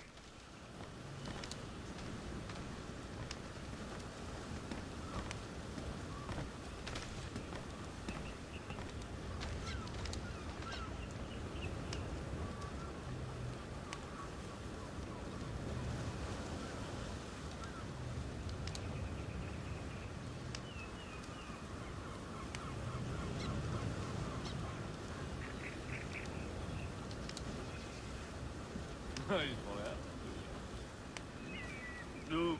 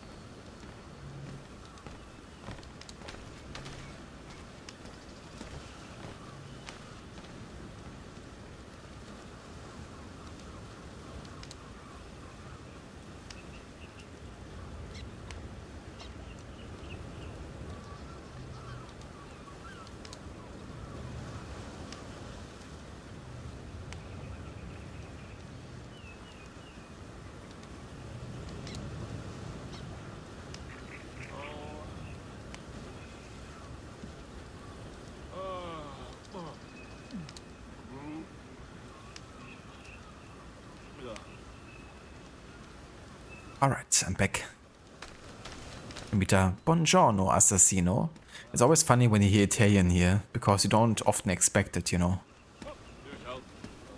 Because you're mostly confronted with like Spanish and English.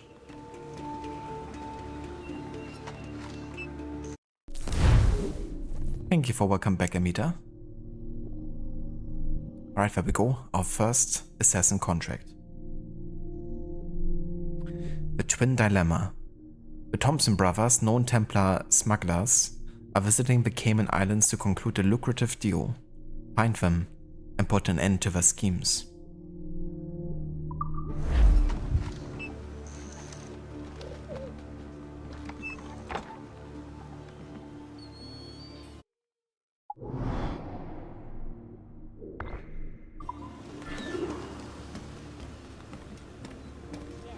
The man himself attended me post-haste.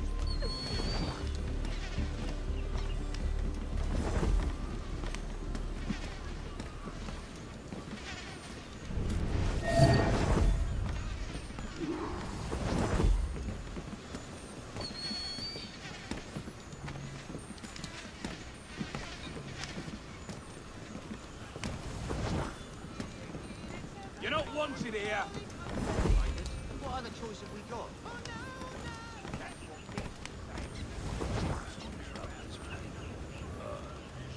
Ain't that the moonshine?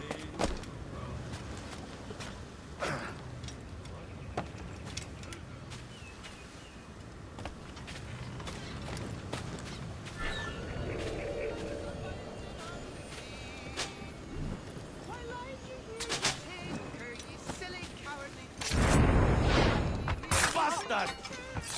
Help! Help! It was 6 at night. I like how Vassal just didn't even notice a thing, even though he screamed for help. Tell ye your king for thee. Though he reign king upon dry land, I will reign upon the sea. But yeah, that's our first contract done. Take a drink as a reward and let's move on. So there's another assassination contract on Grand Cayman, but we won't be doing that until later apparently.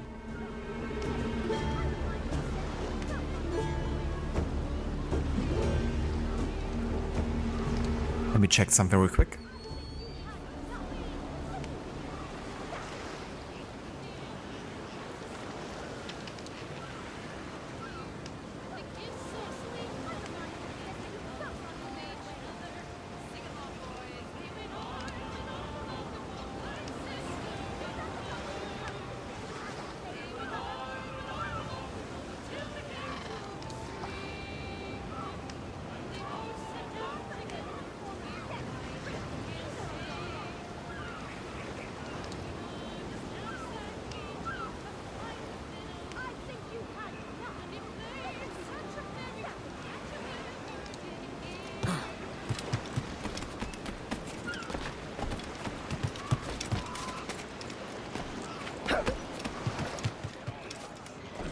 Let's see if there's any more upgrades we can get here, because we did quite a bit of boarding and looting.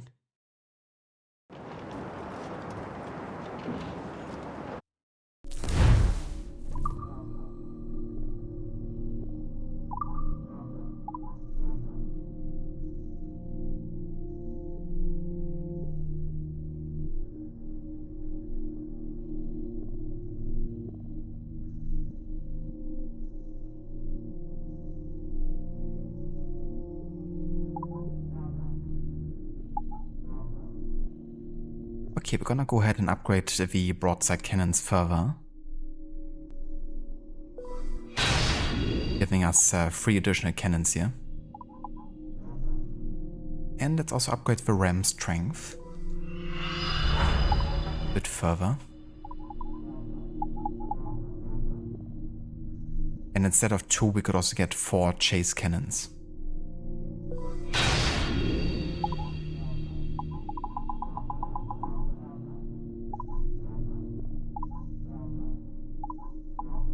Let's also increase the harpoon strength whenever we're actually hunting any, you know, whales or sharks or anything like that. Harpoon storage 2. Let's actually max it out, you know, just in case we come across like anything that's harder to get.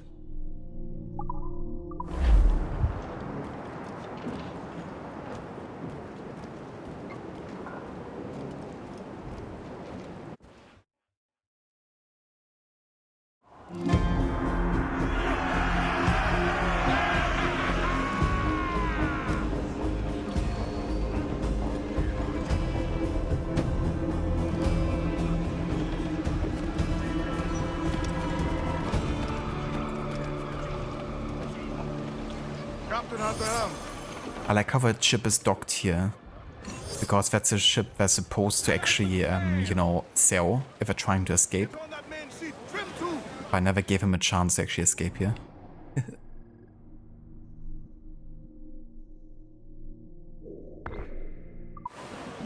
More sail! All sail! Stunsails, let's ride this squall!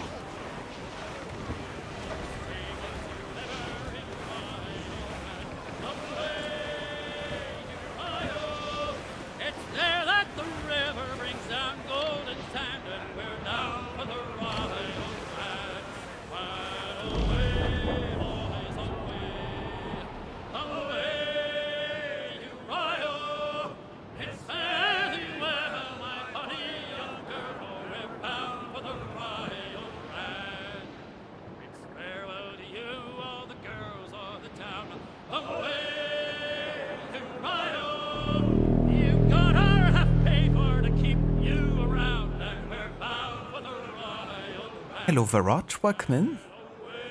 Knock, knock. And how's it going, Sanny? Thank you so much for the raid. And welcome in, raiders. I hope you had a good stream today with Until Dawn. Did you end up finishing your playthrough?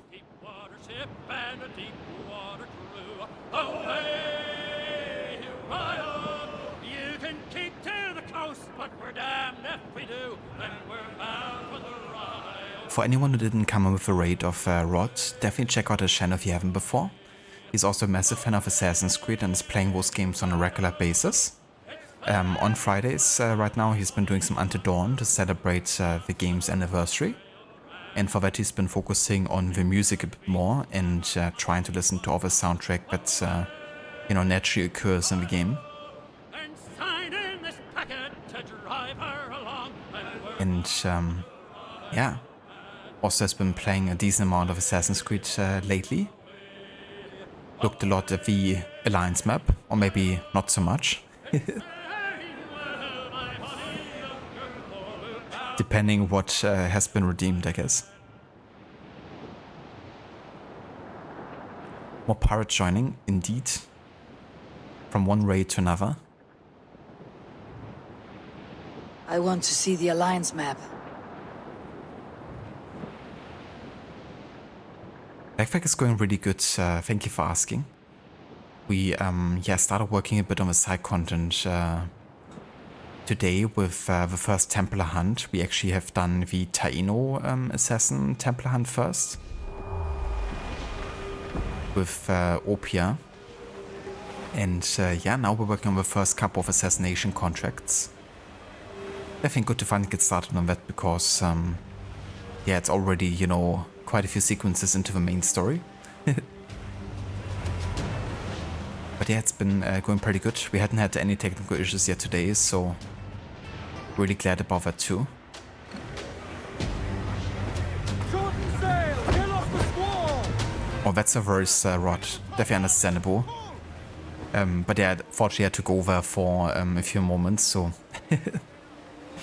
couldn't stay to wait for the response, but that's definitely understandable and definitely no worries about it.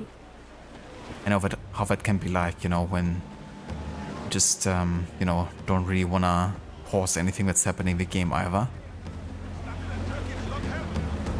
Definitely been there. But it's especially tricky when you want to highlight, you know, the music and of course you don't want to interrupt anything that's playing either. But I hope you had lots of fun with the game though and with the focus on music. Tops! Gallants! Royals! Studs! Odin is with us! No worries of a shout out either, dude. We've in all tops! Hold down! Hold down! Hold the mains! Reef those gallants! You see the map whenever you close your eyes. You and me both.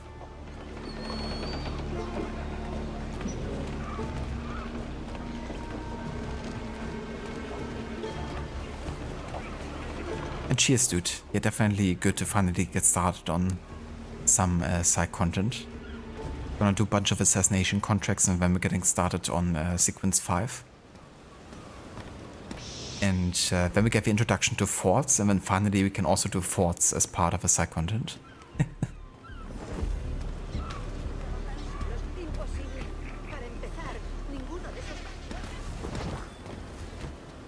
Horse with us more like. That is true. Definitely lots more influence of forts seems like in this game. With all the storms and, you know, thunders happening.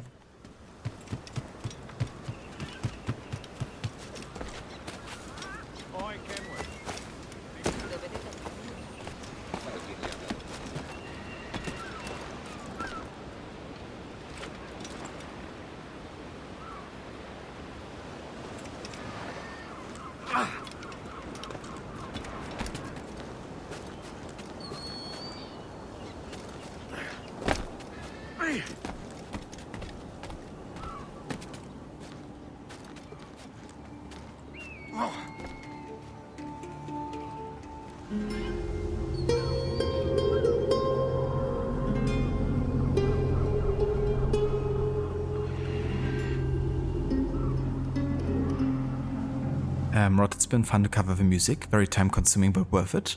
You finished the Taino chapter, everyone died, you ended that stream, then took a break before starting another one to restart the game over, and then make different choices in case other music plays. So far you have had some different ones play. It's also a much quicker process not having to stop for every piece of music a second time. That's definitely true, yeah. But I reckon it could be tricky to kind of like, you know, spot also maybe where the difference might be in like what music is playing. But I reckon it definitely helps, you know, having spent so much time now with the music the first time around as well, to kind of like spot it earlier. But GG's on getting, you know, your first run through finished. And also managing to get everyone killed.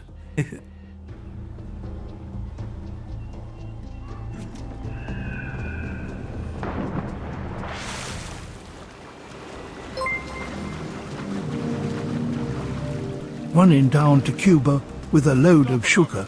Way me boys to Cuba, make her run you lime juice squeezes. Running down to Cuba. That's right, Edinburgh. Running down to Cuba with a load of sugar. Way me boys to Cuba. Make a run for you he juice squeezes. Is that really what it says? Kind of thought for a second that said squeeze in patches or something. Thanks. Consider yourself absolved of all sin, my son. Hello there, Kobe. Welcome in. Yo-ho.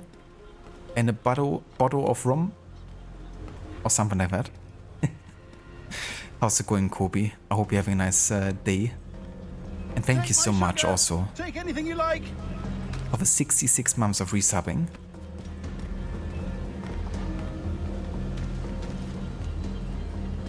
The David Attenborough voice was cool. I have like a website that has a bunch of different like AI generated, I guess, voice impressions. And for now I've chosen David Attenborough, but there's also a couple other ones. I missed the part where that's my problem. Like Kermit the Frog or John Silverhand from Cyberpunk.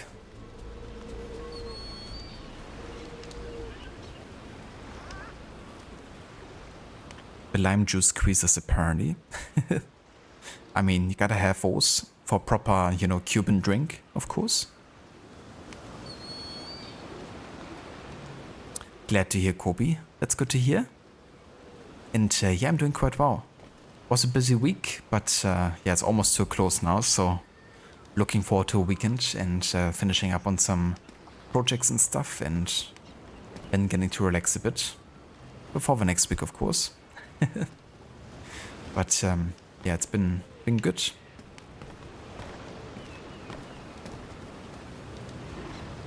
Hello, Vafiri, welcome in, and good day. Home in 30 minutes, Dr. Darling. Hell yeah. And then let the weekend commence.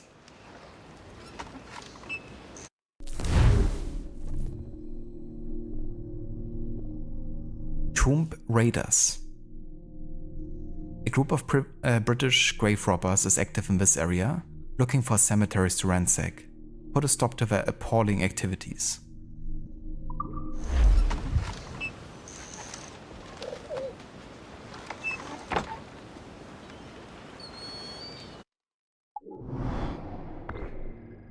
So we gotta go back to Pinos Isle here, and we can't fast travel, so we have to sail there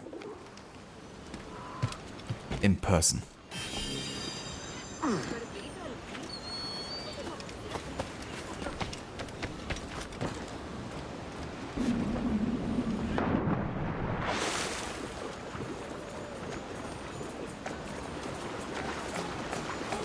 Let's also check out the tavern here.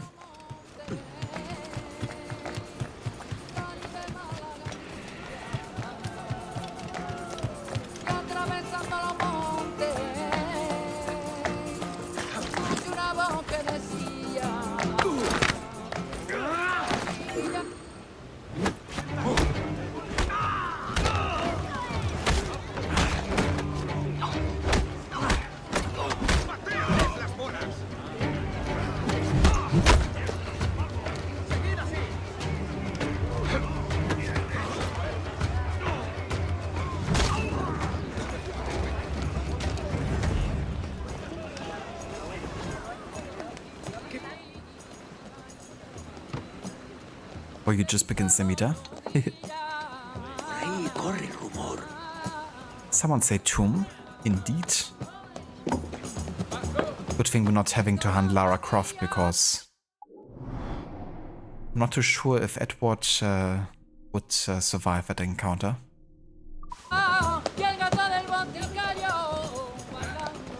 At least with all the equipment that Lara actually has. And of course she has the most deadly of all mechanics. The leapfrog jump.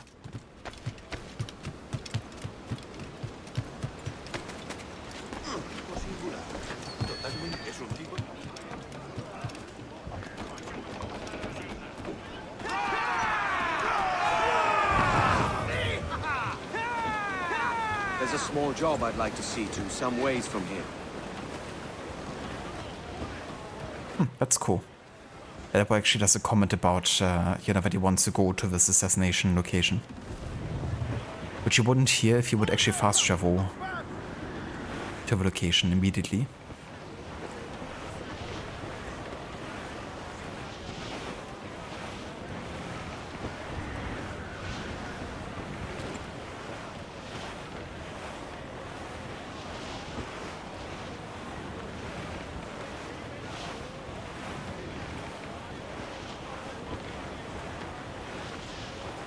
That's true, Rod, yeah. If I go like for the full RPG route, you know, that could definitely be the case. But some of the fights last a lot longer. Fight. Oh, it's over already. Yeah. It was pretty quick.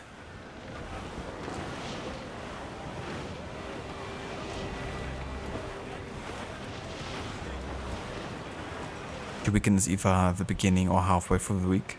That's definitely fair too, you know, depending on when and which days you actually have to work. But as well, Rod, yeah, the leapfrog combination with like dual pistols and unlimited ammo.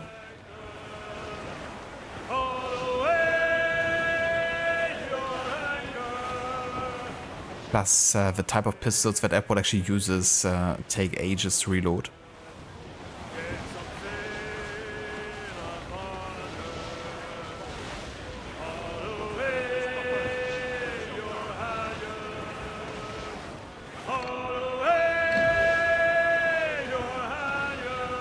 Stamina bar for the ship. Yeah, back in Skull and Bones pretty much.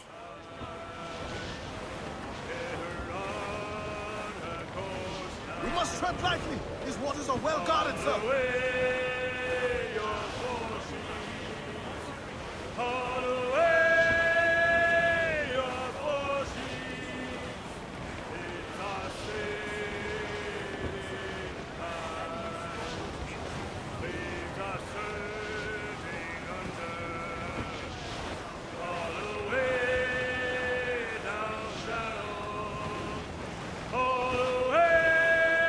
Edward will also have godlike skills. I mean, he's definitely gifted.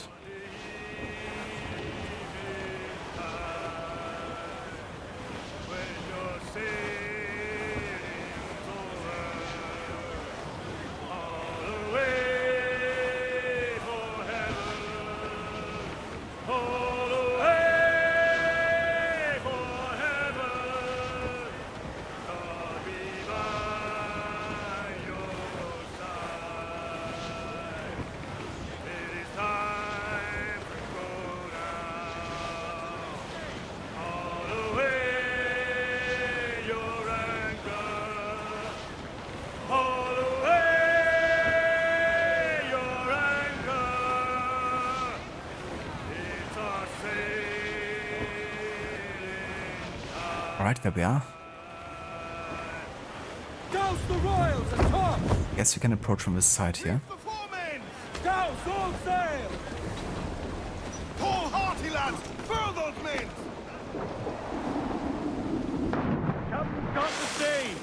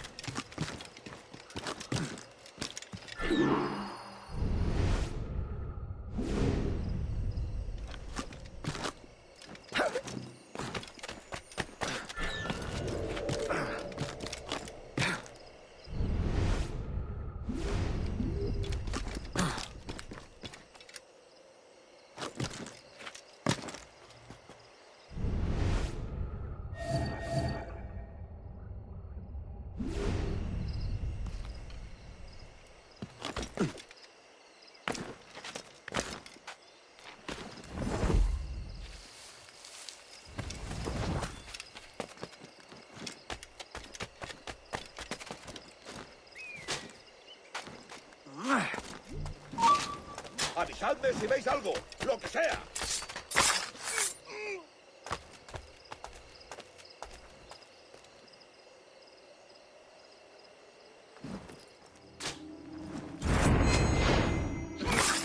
Registrad cada centímetro de este lugar. No dejéis piedras sin alzar ni arbustos sin remover. El tesoro podría estar en cualquier parte.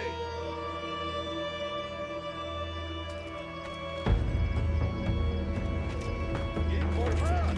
¡Hay algo!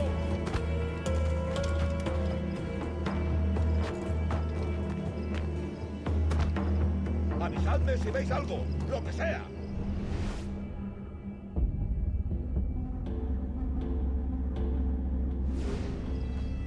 Avisadme si veis algo, lo que sea.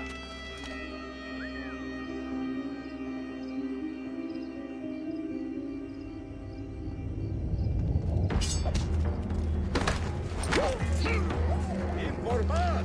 ¡Hay algo!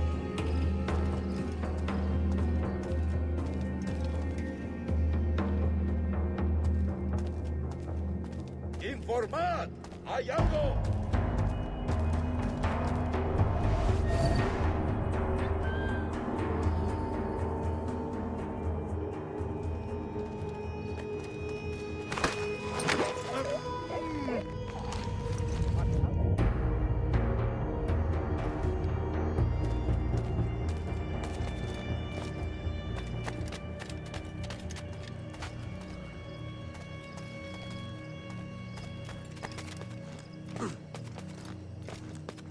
¡Informad! ¡Hay algo!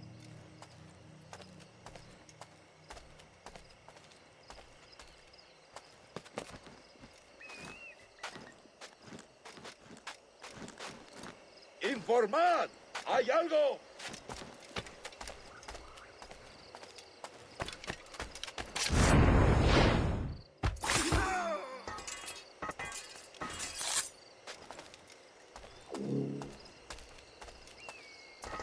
Alrighty, got him. With the optional stove too. He didn't have anyone to report to anymore, unfortunately.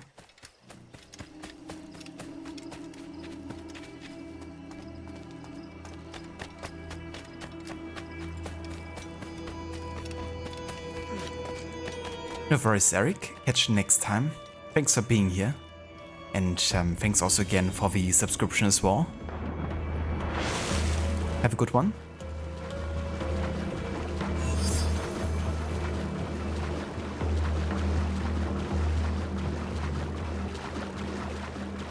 That's very true, Rod. Yeah, that would be quite nice to have like full control over which sea shanty you want to hear, instead of it being randomized.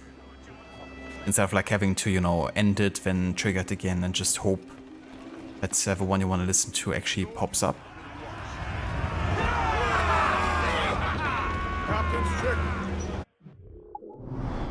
Alright, so we do the round trip again. Back to Arroyo's pier. Then we're gonna take on the second assassination contract there.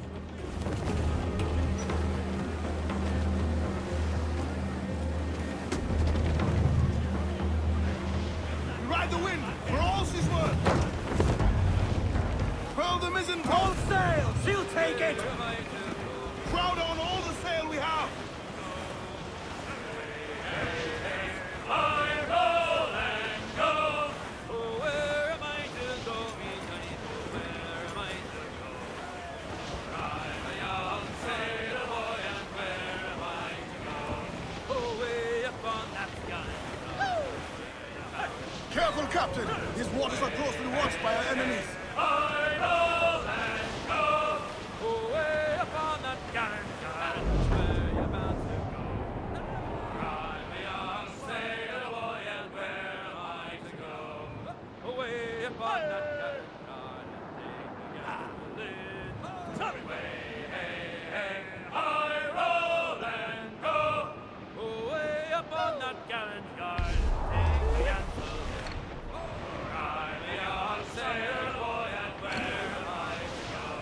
you're bound away to Hello there, Mr. Molle. Welcome in. A good day. I'm doing very good, thank you. Having a nice day over here. Playing a bit more Black Flag. Finally got to the, you know, kind of like a colonial era as part of my historic order run. Which means, of course, plenty of Assassin's Creed games. Between this, Rogue, AC3, Liberation, Unity. So quite looking forward to that. How's things with you?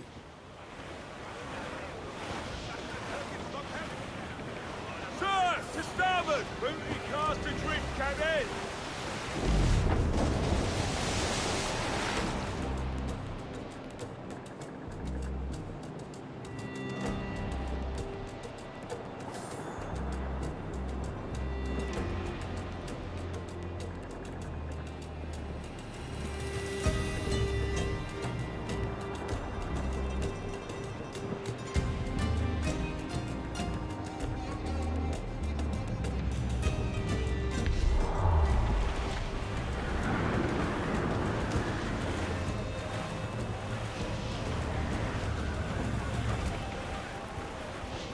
citizen! Ah, gotcha, dude. No customer today, huh? But at least you can, you know, relax a bit and show. Hopefully. Reef the topsails and gallants! Ease the spanker! Hold down! Glad to hear that you're doing well, though. Hold down! Ahoy there, citizen. Citizens. And welcome in, Aura.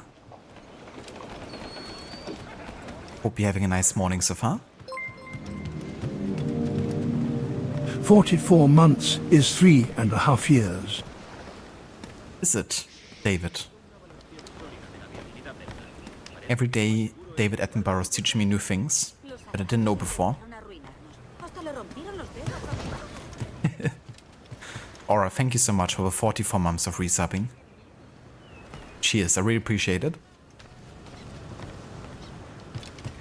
And also for the math lesson.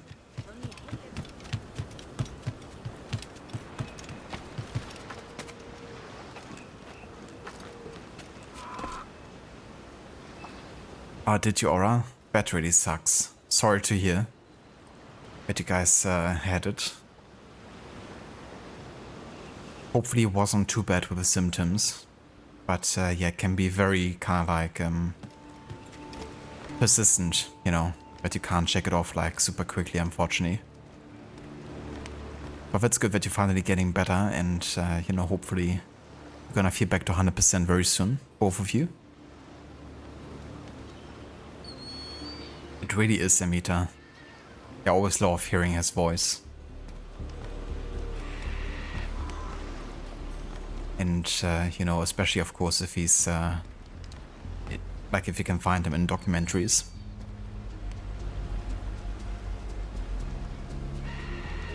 Had to use a calculator. It's like, hold on.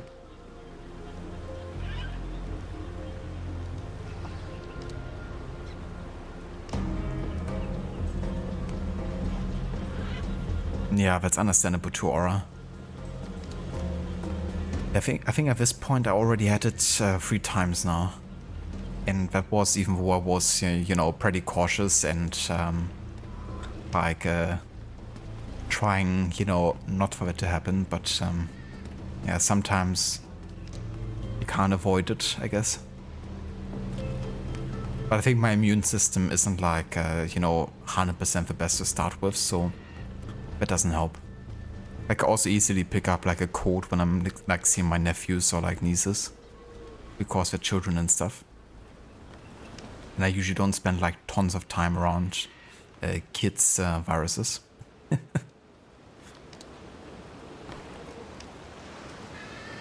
But yeah.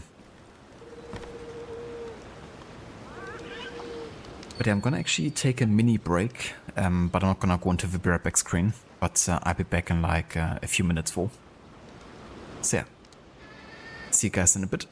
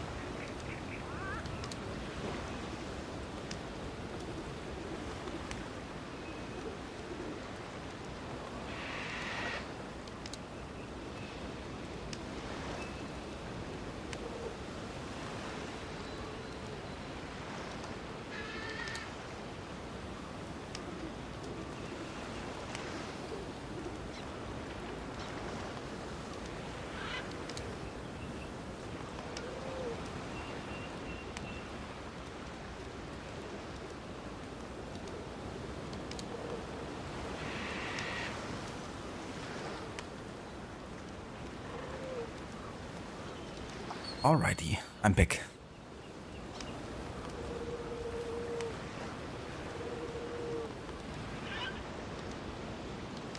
Oh, really, Molle?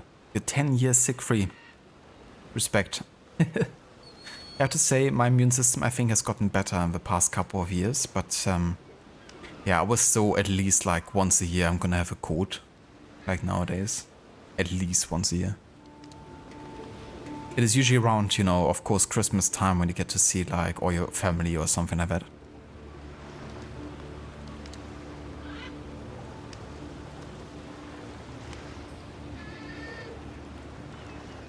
Yeah, that's the other thing, Aura, right? Like, there's also like people you see on an everyday basis and who they might come into contact with. Thank you, Aura. And thank you to Amita for welcome back. No worries, Aura. I hope you enjoy your coffee. And yeah, maybe catch you later.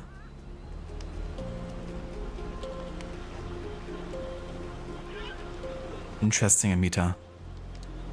It's really interesting, you know, how some people have like lots of exposure but don't catch it. When others, you know, they have like a mini exposure and immediately they're getting sick.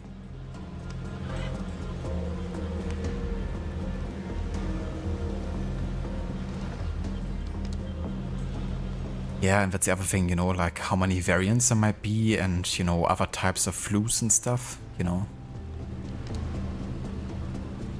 But, yeah, definitely lots of factors that play into it.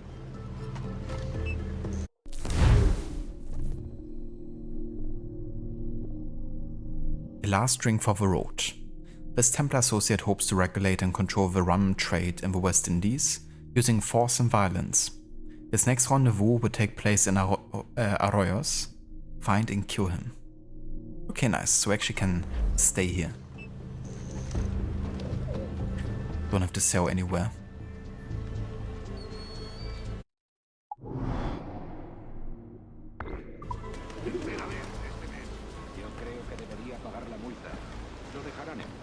He visto lo que hacen si no pagas. Pero claro, si el viejo Tom sigue pagando, ¿qué les impide ir a por todos nosotros?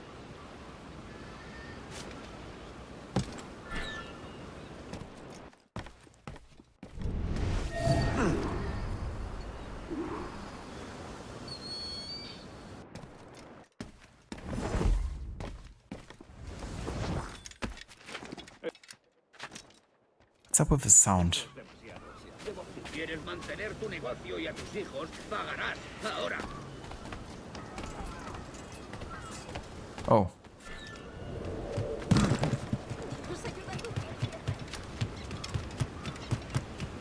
Get back here, citizen. No hay nada. ¡Alto! ¡Alto! ¡Tras él!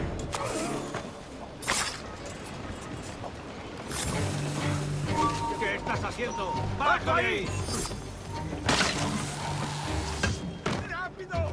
¡Se está escapando! ¡Lo he encontrado! ¡Es mío! ¡No escapará! ¡Tengo línea! ¡Más prisa! ¡No me mira! ¡No lo perdáis!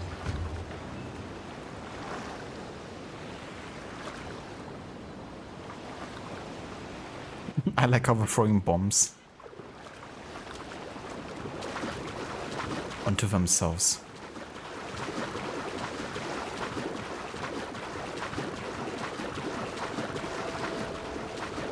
Yeah, it's definitely good that he didn't catch in the meter, because yeah, there's so few things you don't fully know, I guess, you know, about also the long-term aspects of having gotten it. For instance, I'm fairly certain that I got COVID as soon as it actually, you know, kind of like went around the first time, when it wasn't fully clear yet what it actually was, or that people have been falling sick. Because my sister kind of caught it, and we were still living together at that point. So she brought it home, and we were both like feeling so shitty, and she actually went to the doctor and was like, could it be that new, you know, COVID variant that just came out? And the doctor was like, nah, you know, no way it traveled that fast already here to Europe. But little did we know that it was already there. And yeah, that first one hit us like a brick, like honestly. And the doctor was even ordering like antibiotics and stuff to my sister, which kind of like completely destroyed her immune system. and made the COVID symptoms even worse. And I'm pretty sure I had some long COVID symptoms right afterwards, because for like half to a quarter of a year, I had like a really persistent cough that literally wasn't going away, you know, like, and I had like also like short, you know, like breathness, I guess. Like I was really like out of breath like much quicker than before.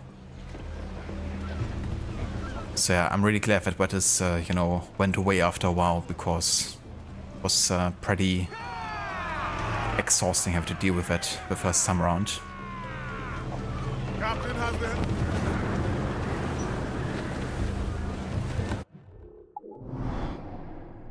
But yeah, we didn't have COVID tests back then yet, so I can't really say that, you know, it's certain, but it definitely felt like it was.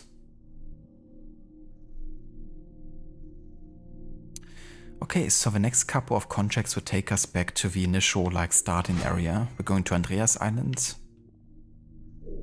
Also looking for...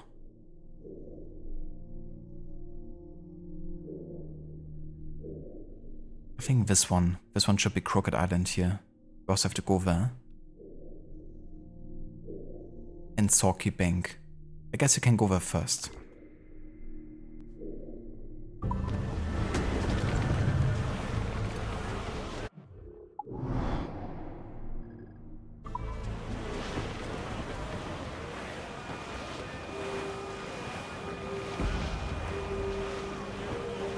Our force patrol this water. Look at the beautiful crystal clear but Caribbean water. I love how the water looks like in this game too, and how it changes according to the, you know, weather. And sometimes when, you know, the sunlight is shining direct on top of it, and how it's getting like very kind of like cyan-like in color. How you have a storm and it's getting into this really like, you know, dark blue kind of like tone.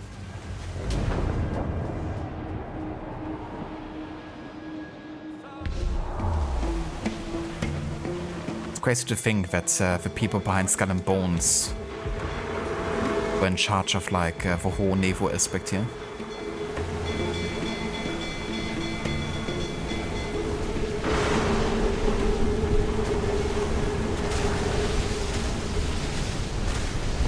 Can't do a fort yet, so we have to ignore this for now.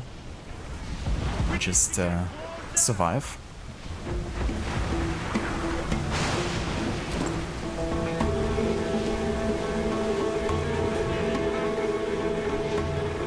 No worries whatsoever, Mita. Thank you for being here, dude. And I hope you have a good rest of your day. And for those of you that haven't checked out Mita's channel before, here's a shout out. Definitely check out his channel if you haven't before. He's playing a bunch of different games at the moment, including Thronebreaker, The Witcher Tales. He's also doing a New Game Plus playthrough of AC Origins, for second time ever playing for the game. And he's also been playing some Cyberpunk 2077 for his first ever time playing for that game.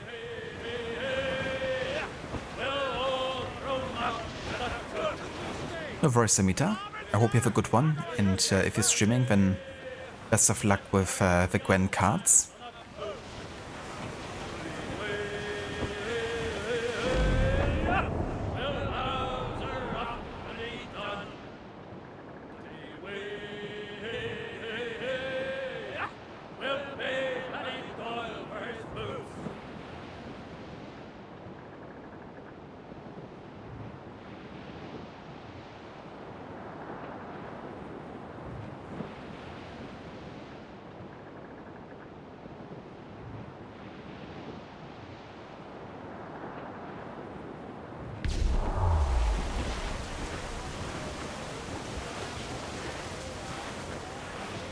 Let's have a look if there's anything new in the database.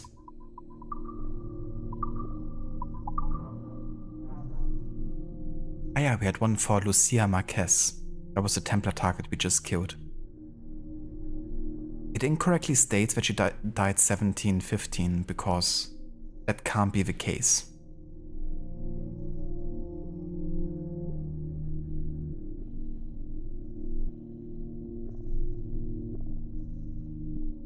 You don't learn about actual Templar hunts before 1716 either. So I guess this is a mistake in the database then. Born in Spain, Lucia Márquez never knew her father, possibly the explorer Alejandro de Ortega. By the age of 12, she was supporting herself and her sisters on the streets, begging, borrowing and stealing anything she could, all the while developing the skills of a master thief. At the age of 17, she was caught stealing a horse belonging to a high-ranking Templar and wisely opted for training over jail time. The Templar life gave Márquez the focus she needed, and she never found herself at the lack of challenge or adventure. She died at the age of 26 on Pinos Au, wise beyond her years, on the order of a Taino assassin, Opia Apido.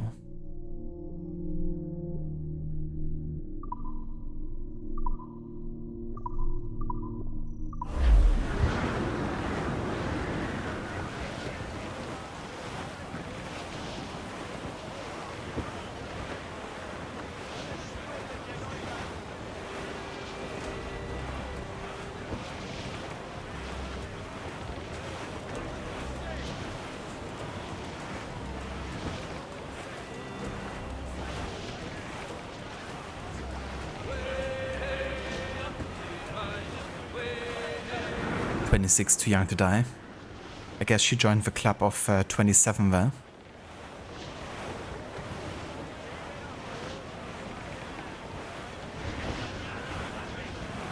Only that no one is gonna miss her.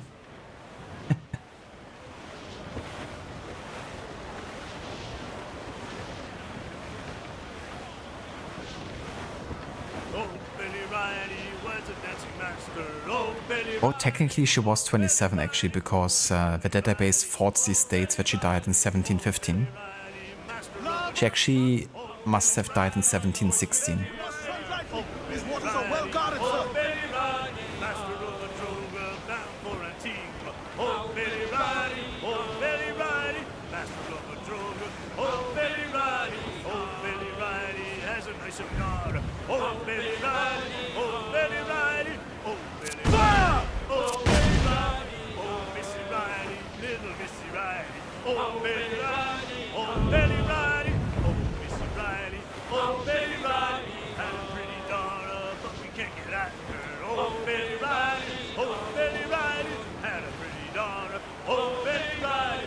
Welcome back, Aura.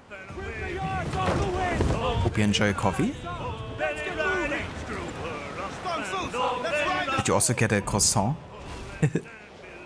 The classic combo.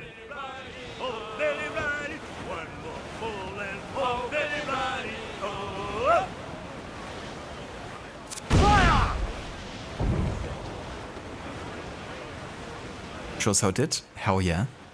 I hope you enjoy. Now I want to make some croissants myself again.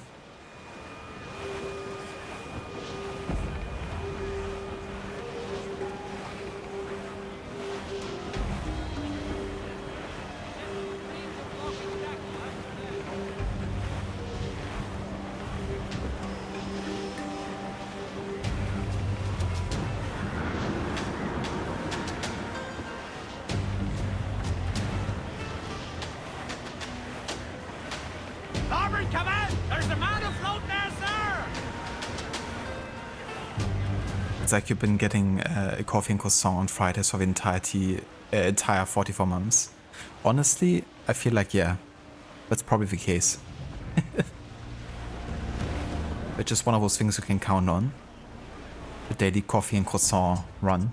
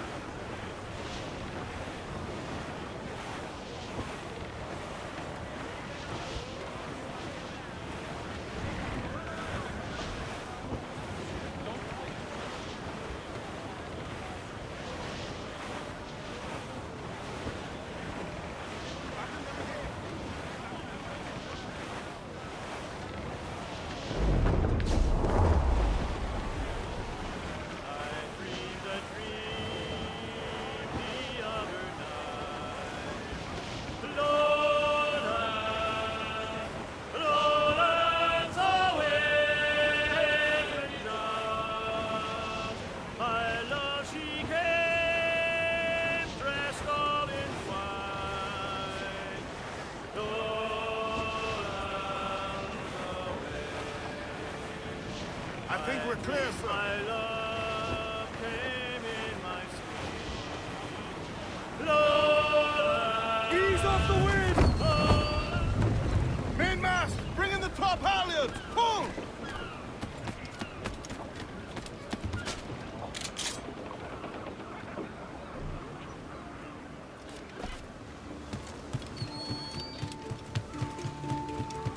¿Necesita ayuda, caballero?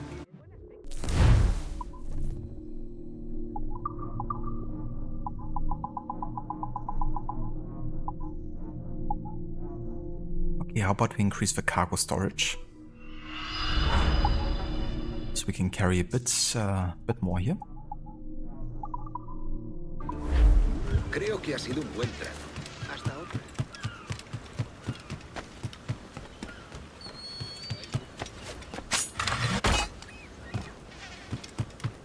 Ah, there's still a shanty here I haven't collected yet.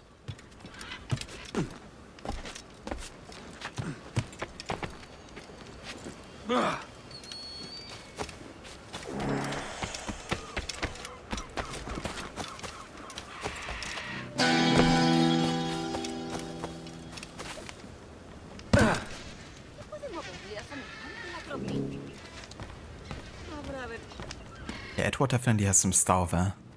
I love his outfits.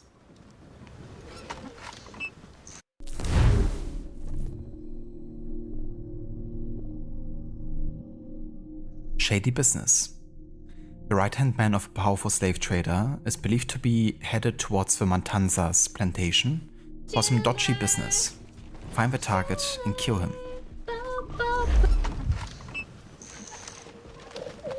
Ahoy there, Schiller, welcome in. Good day, dude.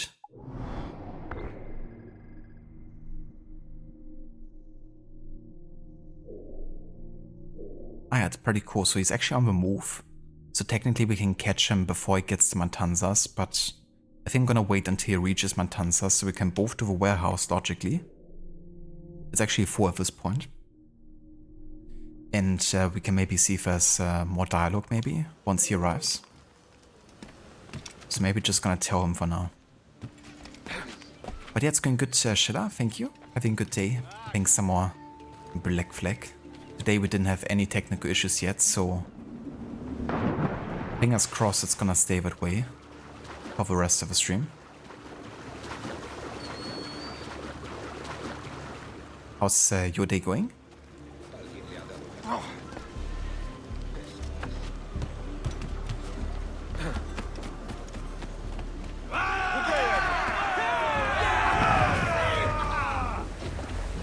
Loose mainsails, man, you see? Loose topsails, gallants and royals! Hearty now, my trunks! Loose all, hearty like!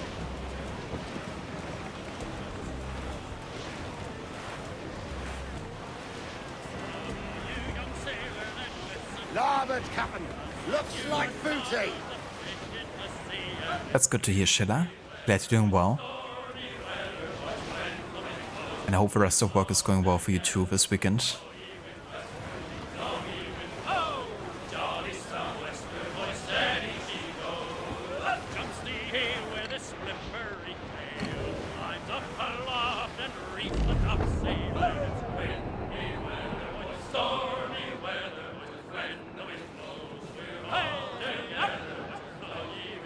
Dude, every time I hear like the dolphin sound, it's kind of funny, you know, because before I actually changed my notification sound on my phone to the dolphin kind of like laugh a while ago, I never noticed it before in this game, because there's always like a very faint kind of like dolphin sound sometimes that you can hear. But now because my ears kind of like trained to the sound of it being like a notification, I immediately stop it and think it's my phone ringing or something. I think I actually have to change my alarm sound now for my phone. Because yeah, every time it's happening in this game, it just makes me check my phone or be like paranoid about it.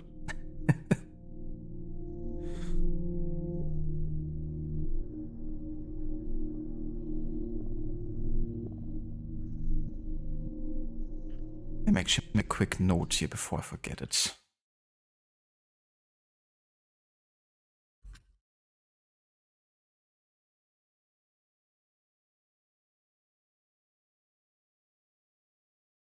Okay.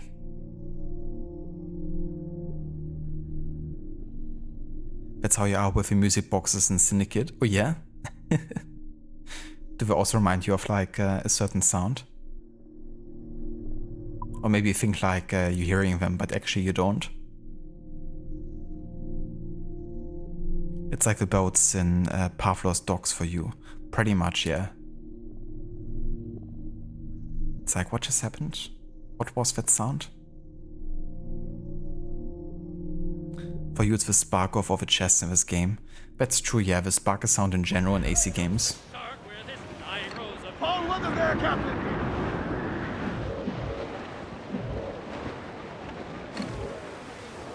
More sail! All sail! Loose cocktails, gallants and royals! Okay, there we are. Douse the royals, tops! I'm just gonna tell him for now, until man Tanzas. All sail! She'll take it! Loose tops and royals!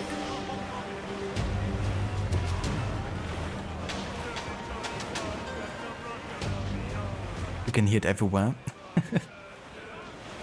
Sometimes you wake up at night hearing the sound.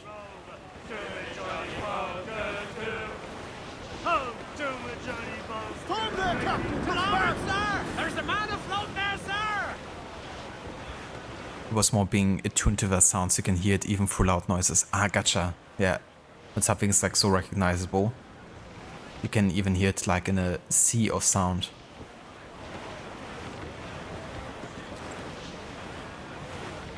That's even though, you know, all the music boxes have different melodies. But it's definitely like the type of sound, I guess, that you're hearing.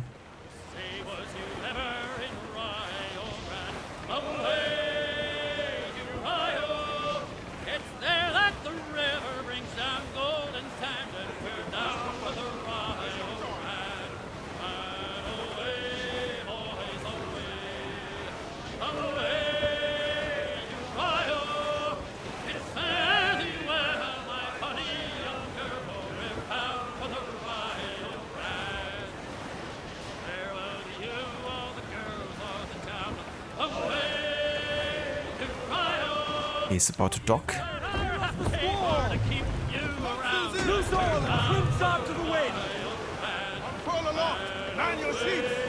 I really love that they, you know, design the missions like this, where they actually go to a certain place and stay there. In a way, I guess you could say it's like a bit of a precursor to Origins. What the fuck? Okay, that must be scripted. Because it didn't do nothing here. They knew about this and they chased me.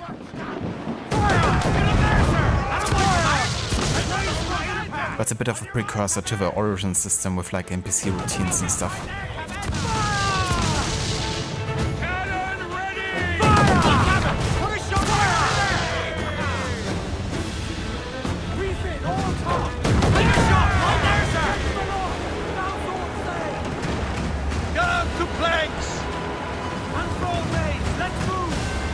Bit smoky here.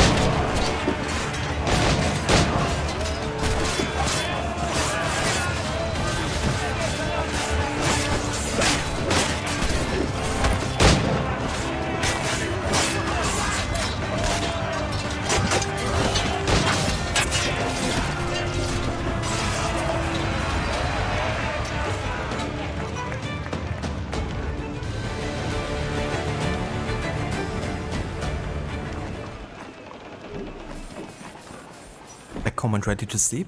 Perfect, Dr. Darling. But that's good for that you're back home. Hopefully can, you know, relax and chill a bit over the weekend and catch up on some sleep.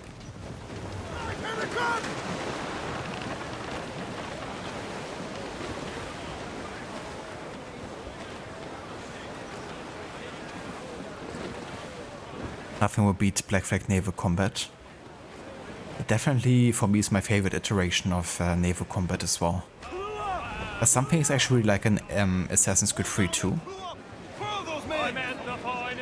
That this game doesn't have. Like, for example, the option to completely destroy the enemy cells and incapacitate a ship like that. Without having to remove it to, you know, 0% health or 10% health or something.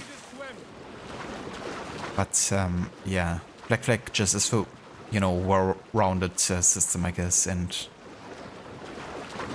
the way they also managed to, like, effortlessly connect naval and land exploration and combat and stuff.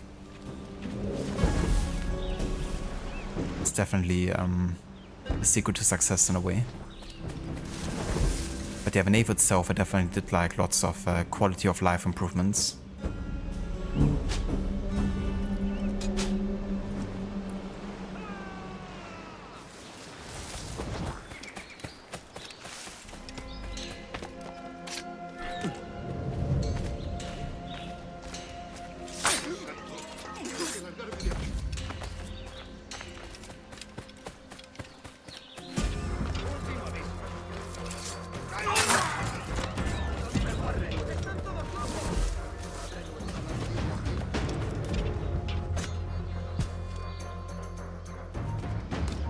¡Tú, detente!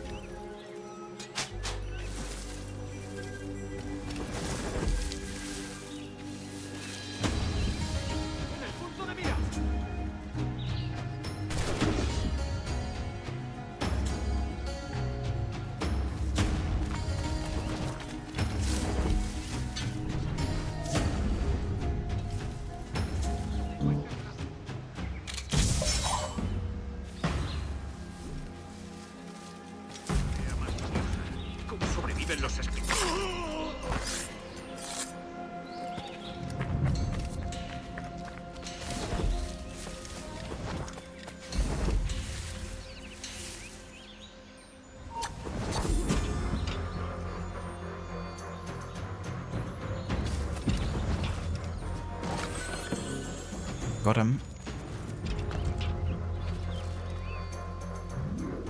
I love the fact that you can use throwing knives and also loot them back. But I have a perfect ranged assassination that's also silent in this game. Also like a guaranteed one-hit kill.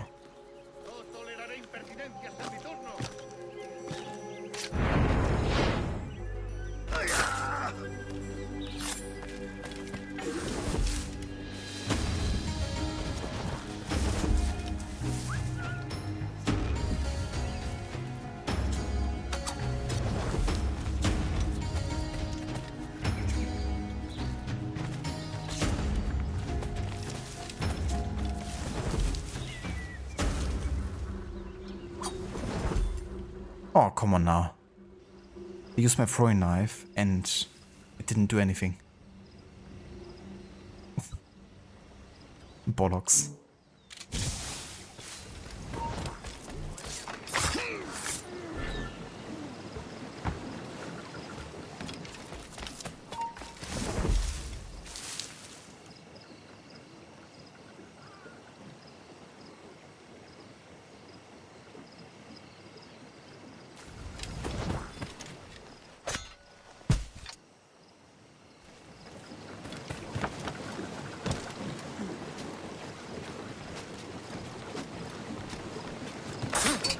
intruso! ¡Socorro!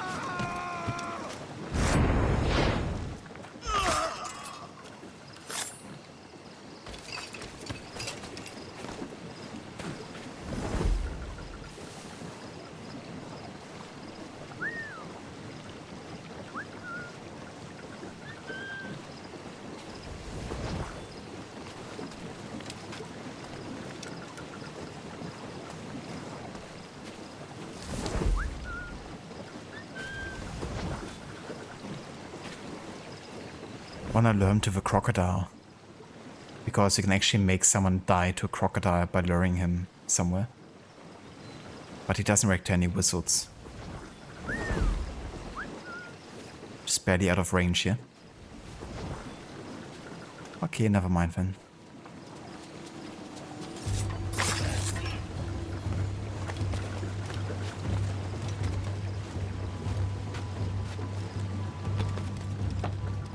¡Un intruso! ¡Necesito ayuda! Well, you're in bad luck because the alarm bell doesn't work anymore.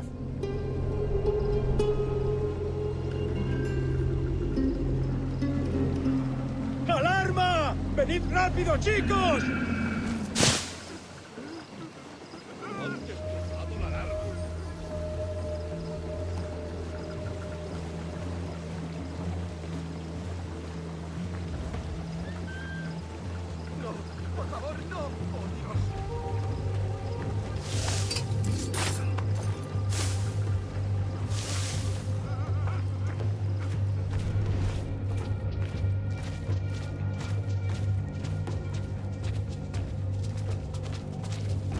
I love rating implementations. In general, this stove was such an improvement over AC3. AC3 can get really annoying even trying to stealth, like even if you're very particular. Doing the forts in AC3 stealthily is so freaking hard because you get detected on the slightest of activities. I guess you could say it's maybe more realistic that way, because the AI is pretty much a bunch of fools in this game, to be honest, but that's the thing, right? You wanna find like a balance of like believability and fun. And yeah, Black Flag was definitely maybe leaning more to the fun department, but it's such a good and you know, fun system to interact with. Stuff in this.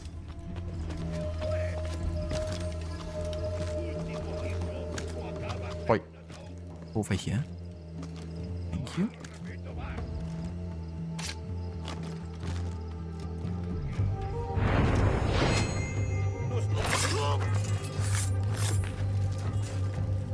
Oh, it just reminds me, have I said hi yet, I'm in the best suit?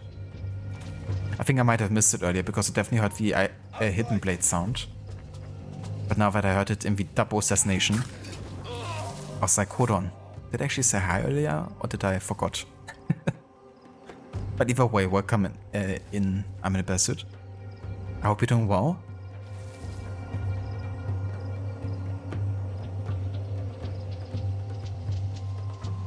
Must have been the wind, Serket. Indeed. Indeed, Serket. Hope you're also doing well today.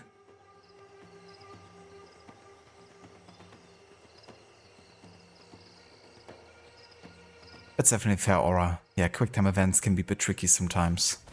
Especially when you have to like spam a button or something.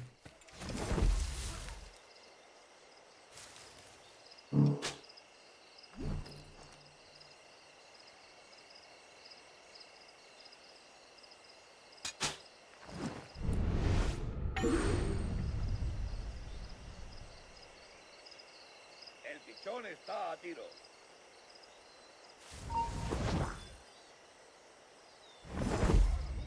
Come on. Get over here. You're telling me he sees me for that long and he doesn't come over here? And the sniper doesn't have anyone to shoot apparently. Even though there's the key holder standing right in front of him.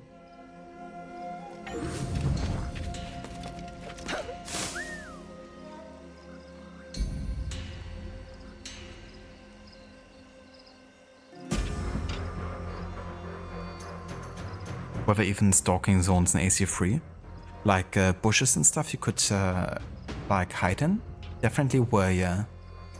But in the original you couldn't whistle out of every kind of like stalking zone or like hidden spot. It's something they actually added for the remaster. Like in out of some you could, but not from every situation.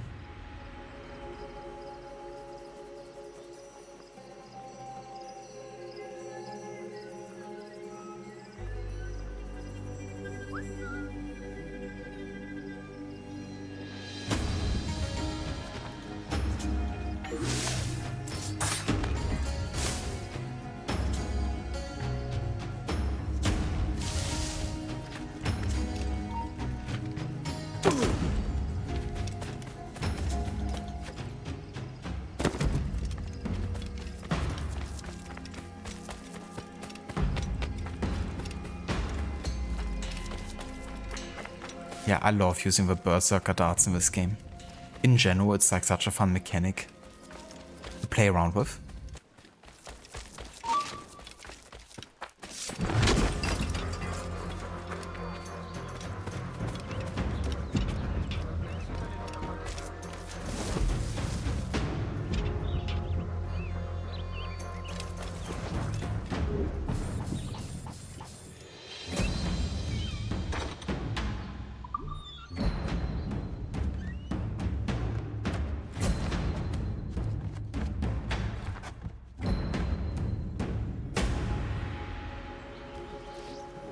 Alright, I think...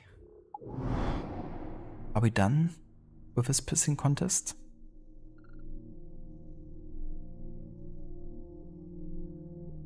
Give us a message in a bottle.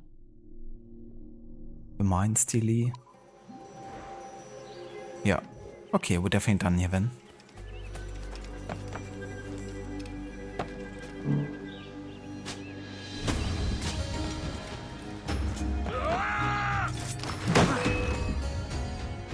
Take my sugar! Take anything you like!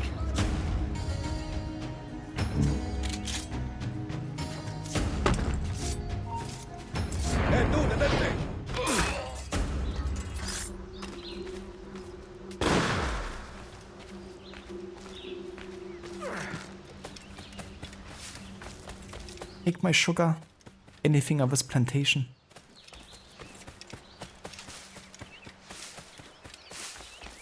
I gotcha, I'm invested. Haven't played AC3 yet. I really like that game a lot.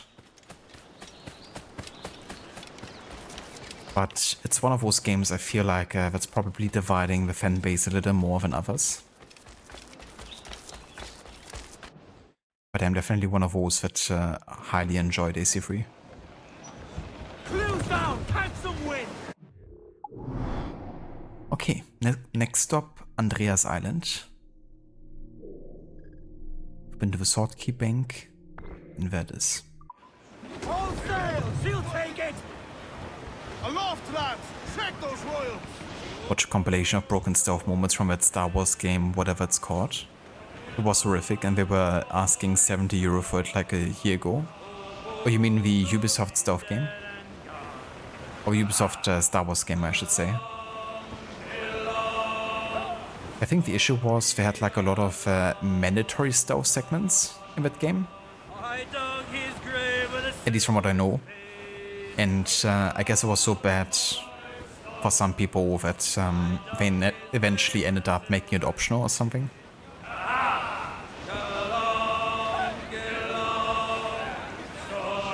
But yeah, that's the thing, I guess. You know, if you're like forced to do things stealthily, then you better make sure that the mechanics are working as intended.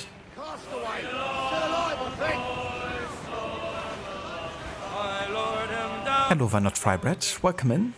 And good day. Ahoy.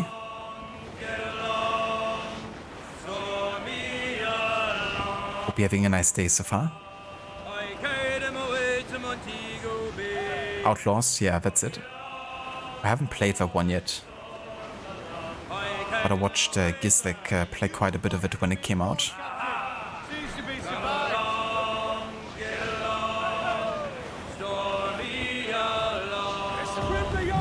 I'm doing well, thank you, Frybread.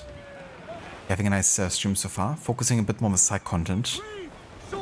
Now that we have narratively unlocked Templar hunts and Assassination Contracts. Been doing like a bunch of those. That's really cool that you're also playing Black Flag at the moment.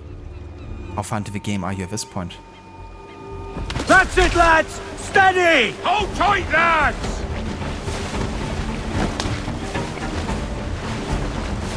He don't like that!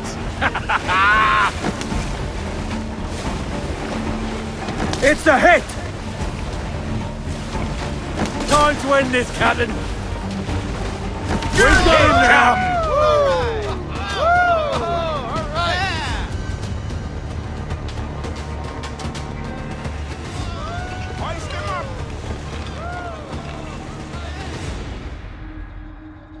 Agreed catch, Captain! Yeah, some sounds in this game are a bit louder than others, unfortunately. And that's true for the harpooning minigame, but also for the Edward Kenway fleet. Like the gun and cannon noises in the fleet are so loud in comparison to the rest of the game.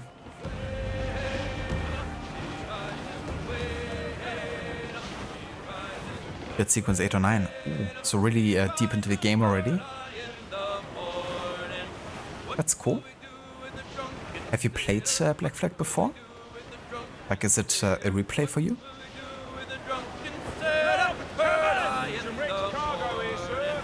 You always hate how the audio increases with a segment. Gets you every time. Yeah. For me, the worst is definitely the Kenway fleet cannon noises and how loud they are.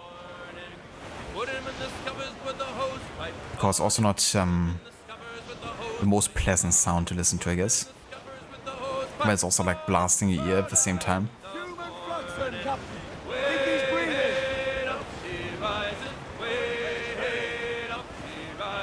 Hello there, Bioshock, welcome in. Indeed, yeah, still running. Been a while since we started, but it's also gonna still be a while until we are finished with it too. Still got like another 230 years to go.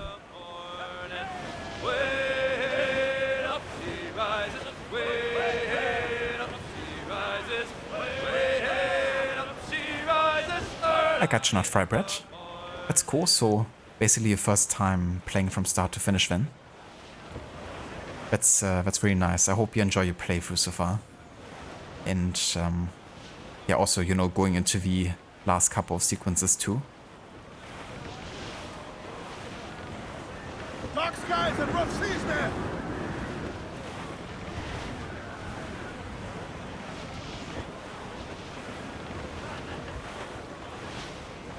Glad to hear enjoying it. Yeah, for me it was, when I first started playing Black Flag, I wasn't too sure yet about, you know, the heavy focus on Nevo and not really playing like a classic assassin. But that game really clicked with me eventually. But I kinda like wanted to see just every island and like every nook and cranny.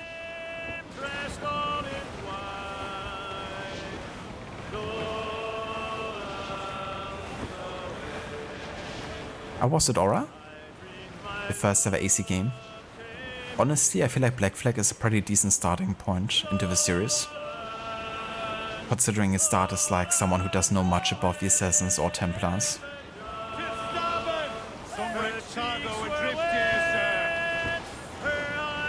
At least like narratively speaking, it's not the worst entry point for sure. You could have also played Rogue first.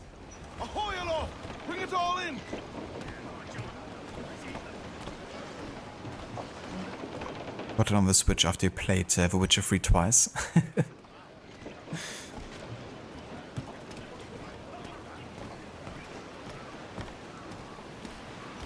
I would love to play this game on the Switch, to be honest, or like a Steam Deck or something. Like the option to play this like on the go would be really cool. Or like on the couch or like in your bed or something.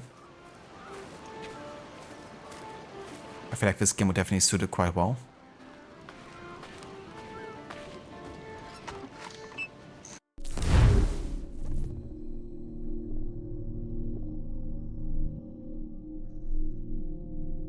treasure hunter. A Spanish expedition is looking for a lost artifact on this island. The leader of the group is a Templar financier. Kill him before he finds this artifact.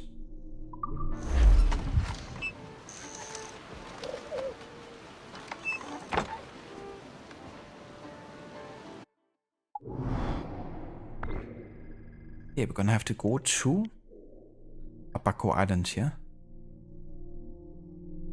Yeah, that's not too far away.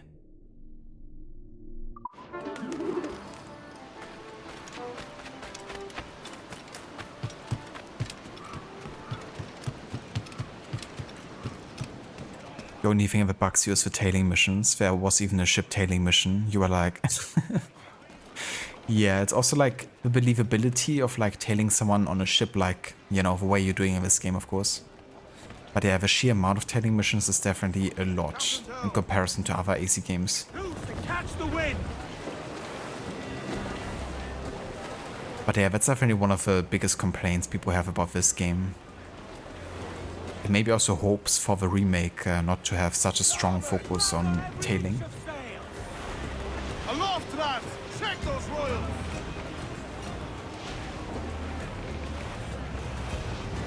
It was shockingly good on the Switch. I wonder how it might look and play. Like also performance-wise.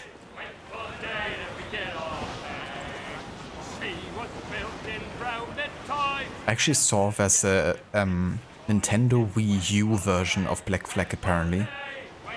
Because I was thinking of like loading it on our Wii U and then playing it on the gamepad. Because it's like essentially like a Switch at home, right? Can't like take it anywhere.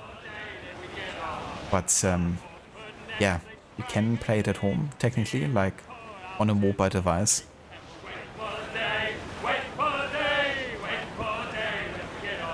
But I'm gonna leave it for another time to test that out.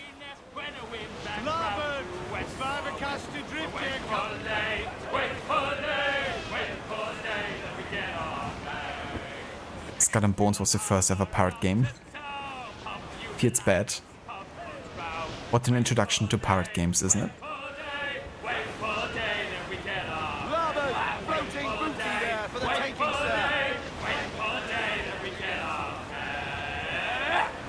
Yo ho ho, a pirate's life for me. Why is he always talking about hoes? Is he like a modern rapper or something? What's next? Pims? It also reminds me of that scene in The Office US version. When Michael Scott is coming to the office and he's like, yo ho ho. And kind of like pointing with a hose on two women in the office first. When he's pointing to the dude and he's like, pimp.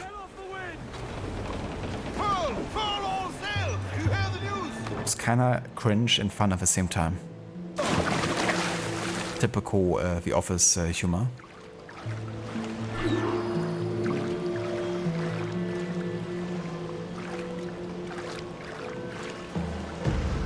Naval combat definitely isn't your favorite thing, but it's okay for Black Flag.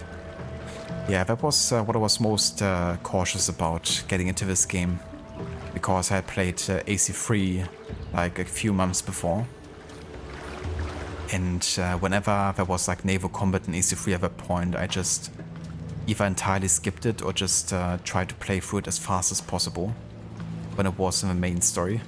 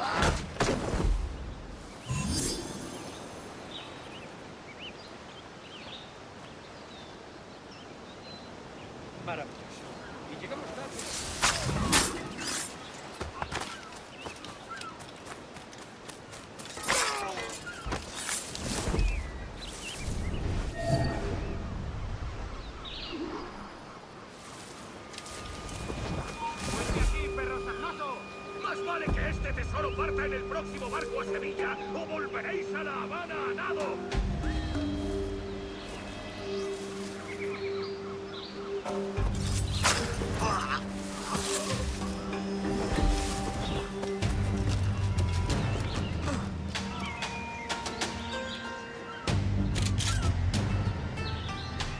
Ración doble para el hombre que me traiga monedas y triple para el que encuentre cada detallado.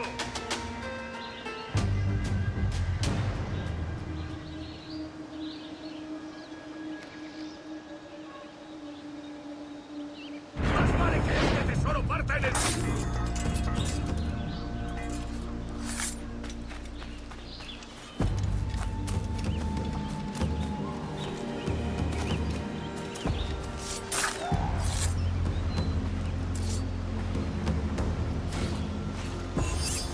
Pirates do love the hose, I tell you that much. Sounds like you know what you're talking about, Dex. That's what you do most of the time, and the actual combat is easy, like almost too easy. All you have to do is spam counter kills. But it's really fun as a beast. That's fair, yeah. Yeah, the early AC games can definitely be like that sometimes with a combat, where it's like definitely, you know, more on the easy side. But often I like to challenge myself and like trying to make it look smooth or kind of like do some, you know, unique combos or something. But yeah, it's not like, you know, there's like a huge level curve or something. Oh, there's an online convoy. That's really good because they carry a lot more money than others.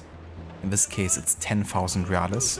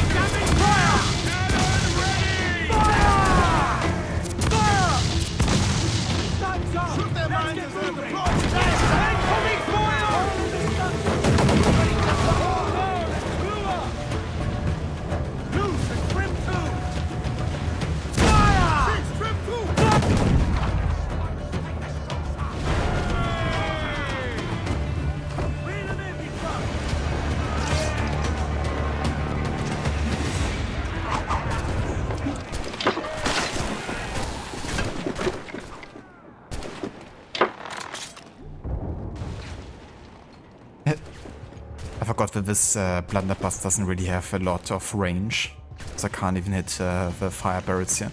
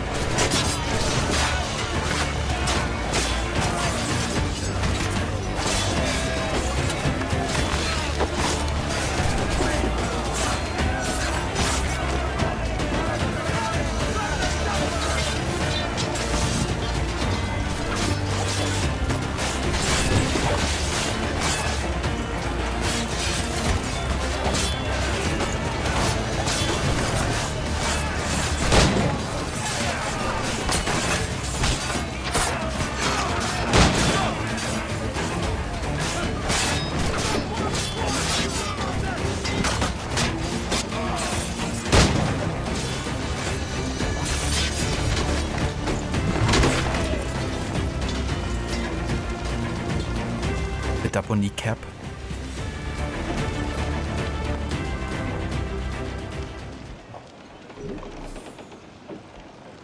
Oh yeah, 10,000.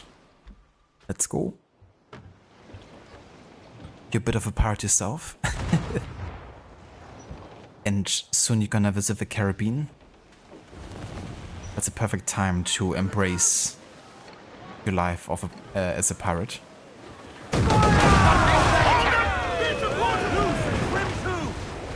To planks! Look, Captain, the whole place shot down!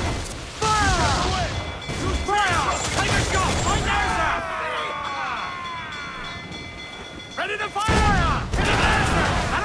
the bowline to head! Fire!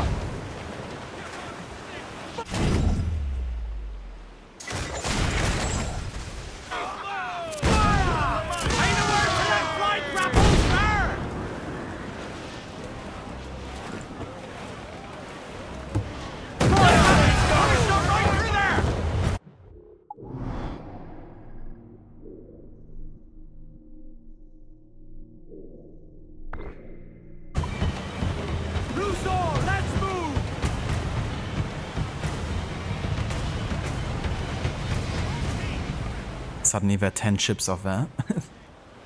Gotta laugh how quick that happens sometimes. Pirate hunters!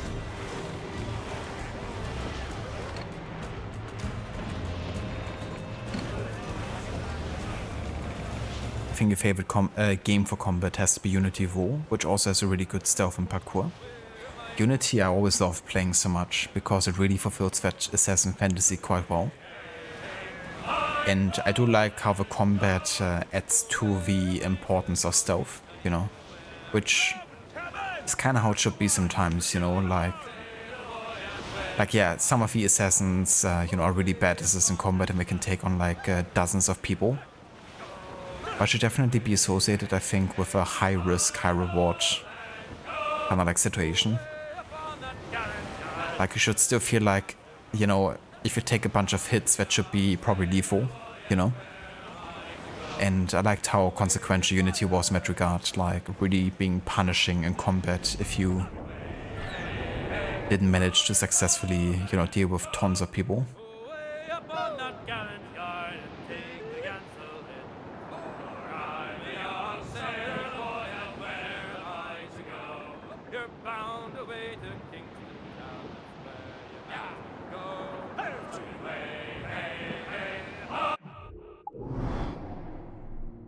Was this a restricted area before? I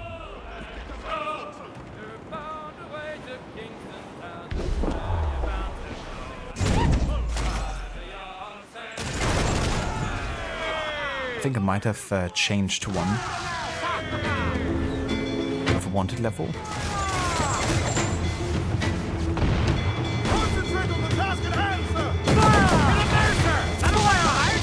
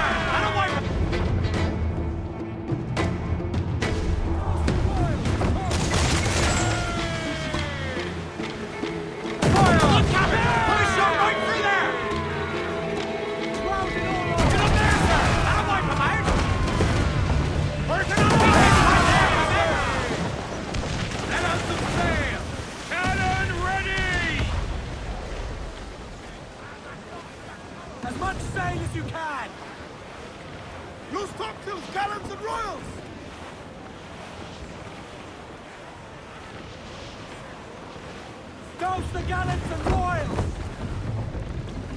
Crew up tops! Douse those men! Absolutely, I love the inclusion of the black box type missions. Having like really elaborate, you know, assassination missions. There were also... Is this guy fine? He's like part of a ship, part of a crew. Like in the second Pirates of the Caribbean, where they have to stay on Davy Jones' ship for so long, the Flying Dutchman, that they become part of a ship themselves.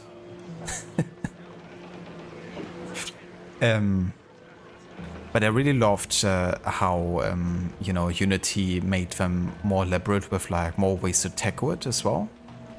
And having like such large and open areas, you know, to infiltrate. It's a lot like a Hitman, you know, coming into Assassin's Creed, and I love it. It's one of the reasons why I love the Hitman games as well so much, at least the modern ones, of allowing you to take it on in so many different ways. We're of course still on another level when it comes to that, you know, type of thing, but Unity was definitely a good, kind of like a similar feeling.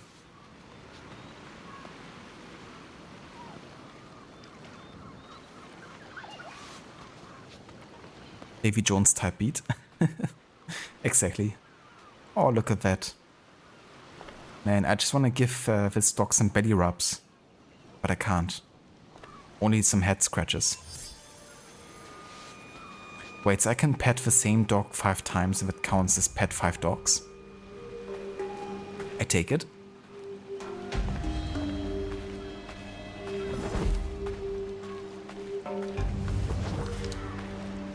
So tired that the shandies are causing you a headache. Not my fault. It's definitely fair too. You know, sometimes you just need some peace and quiet. Even if it's something that you would usually, you know, enjoy more. But yeah, on this note though, we're gonna call it here for today's stream of Black Flag. But yeah, made some, you know, decent progress on the side content. We haven't really played any main story today. We still got like another 5 assassination contracts to go before we're heading back to the main story. But should definitely get that done in the next stream. And yeah, then we're gonna have the introduction to forts and we can finally take on some of those. Right now we are at 25% total sync, so we've done about 5% worth of side content here, which isn't too bad actually. But yeah, for now though, let's go ahead and quit to main menu.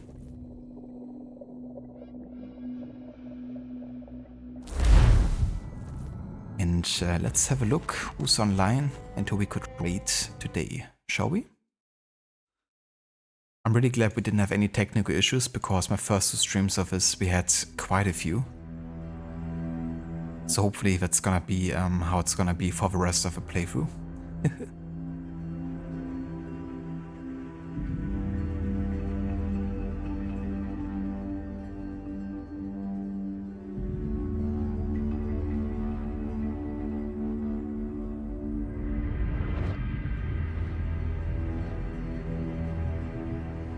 No worries, Aura, for the stream. Thank you for being here.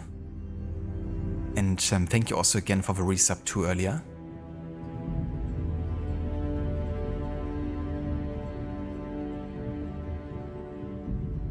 You too now, Frybread. Have a good rest of the day. Hope you also enjoy the rest of your playthrough of Black Flag. No worries for the stream either, Riri. Thank you also for being here. No you, Dex. Hope you also have a good one. Thanks for being here, Dex. Have a great weekend. And thank you also again for the resub earlier as well, dude.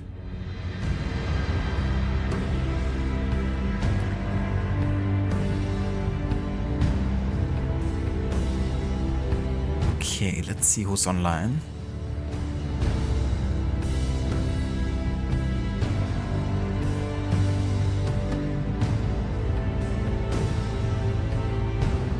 Oh yeah, Emita's playing some Thronebreaker. It's a game that I actually picked for him to play, since he's a big fan of Witcher, but he's never played Thronebreaker from start to finish before. So how about we have a look over there and see how that's going for him.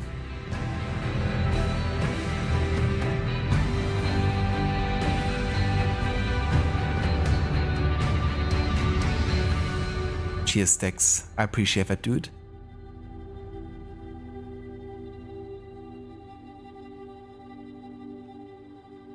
If you would like to join us for the raid over to Amita, feel free to copy and paste the raid emotes here. We got one for subs and one for non-subs, so feel free to grab whichever one you like. And yeah, not sure when the next stream is gonna be, honestly. I'm gonna have to work on a few projects on the weekend, so we have to see if I have some time to fit in a spontaneous stream. I might do like a evening session of Pokemon in the evening though, on Discord. So those kind of like sessions I won't be streaming on Twitch, but yeah, if you wanna catch it, then keep your eyes open on the weekends, on the evenings for some Pokemon on Discord. And yeah, for the next AC stream, at the latest it's gonna be Wednesday, but I'm hoping that maybe by Sunday we're gonna do, you know, another session of this. And carry on with the side content and the Assassination Contracts. But yeah, until then, hope you all have a good rest of the day and a good start into the weekend. And I catch you guys in the next one.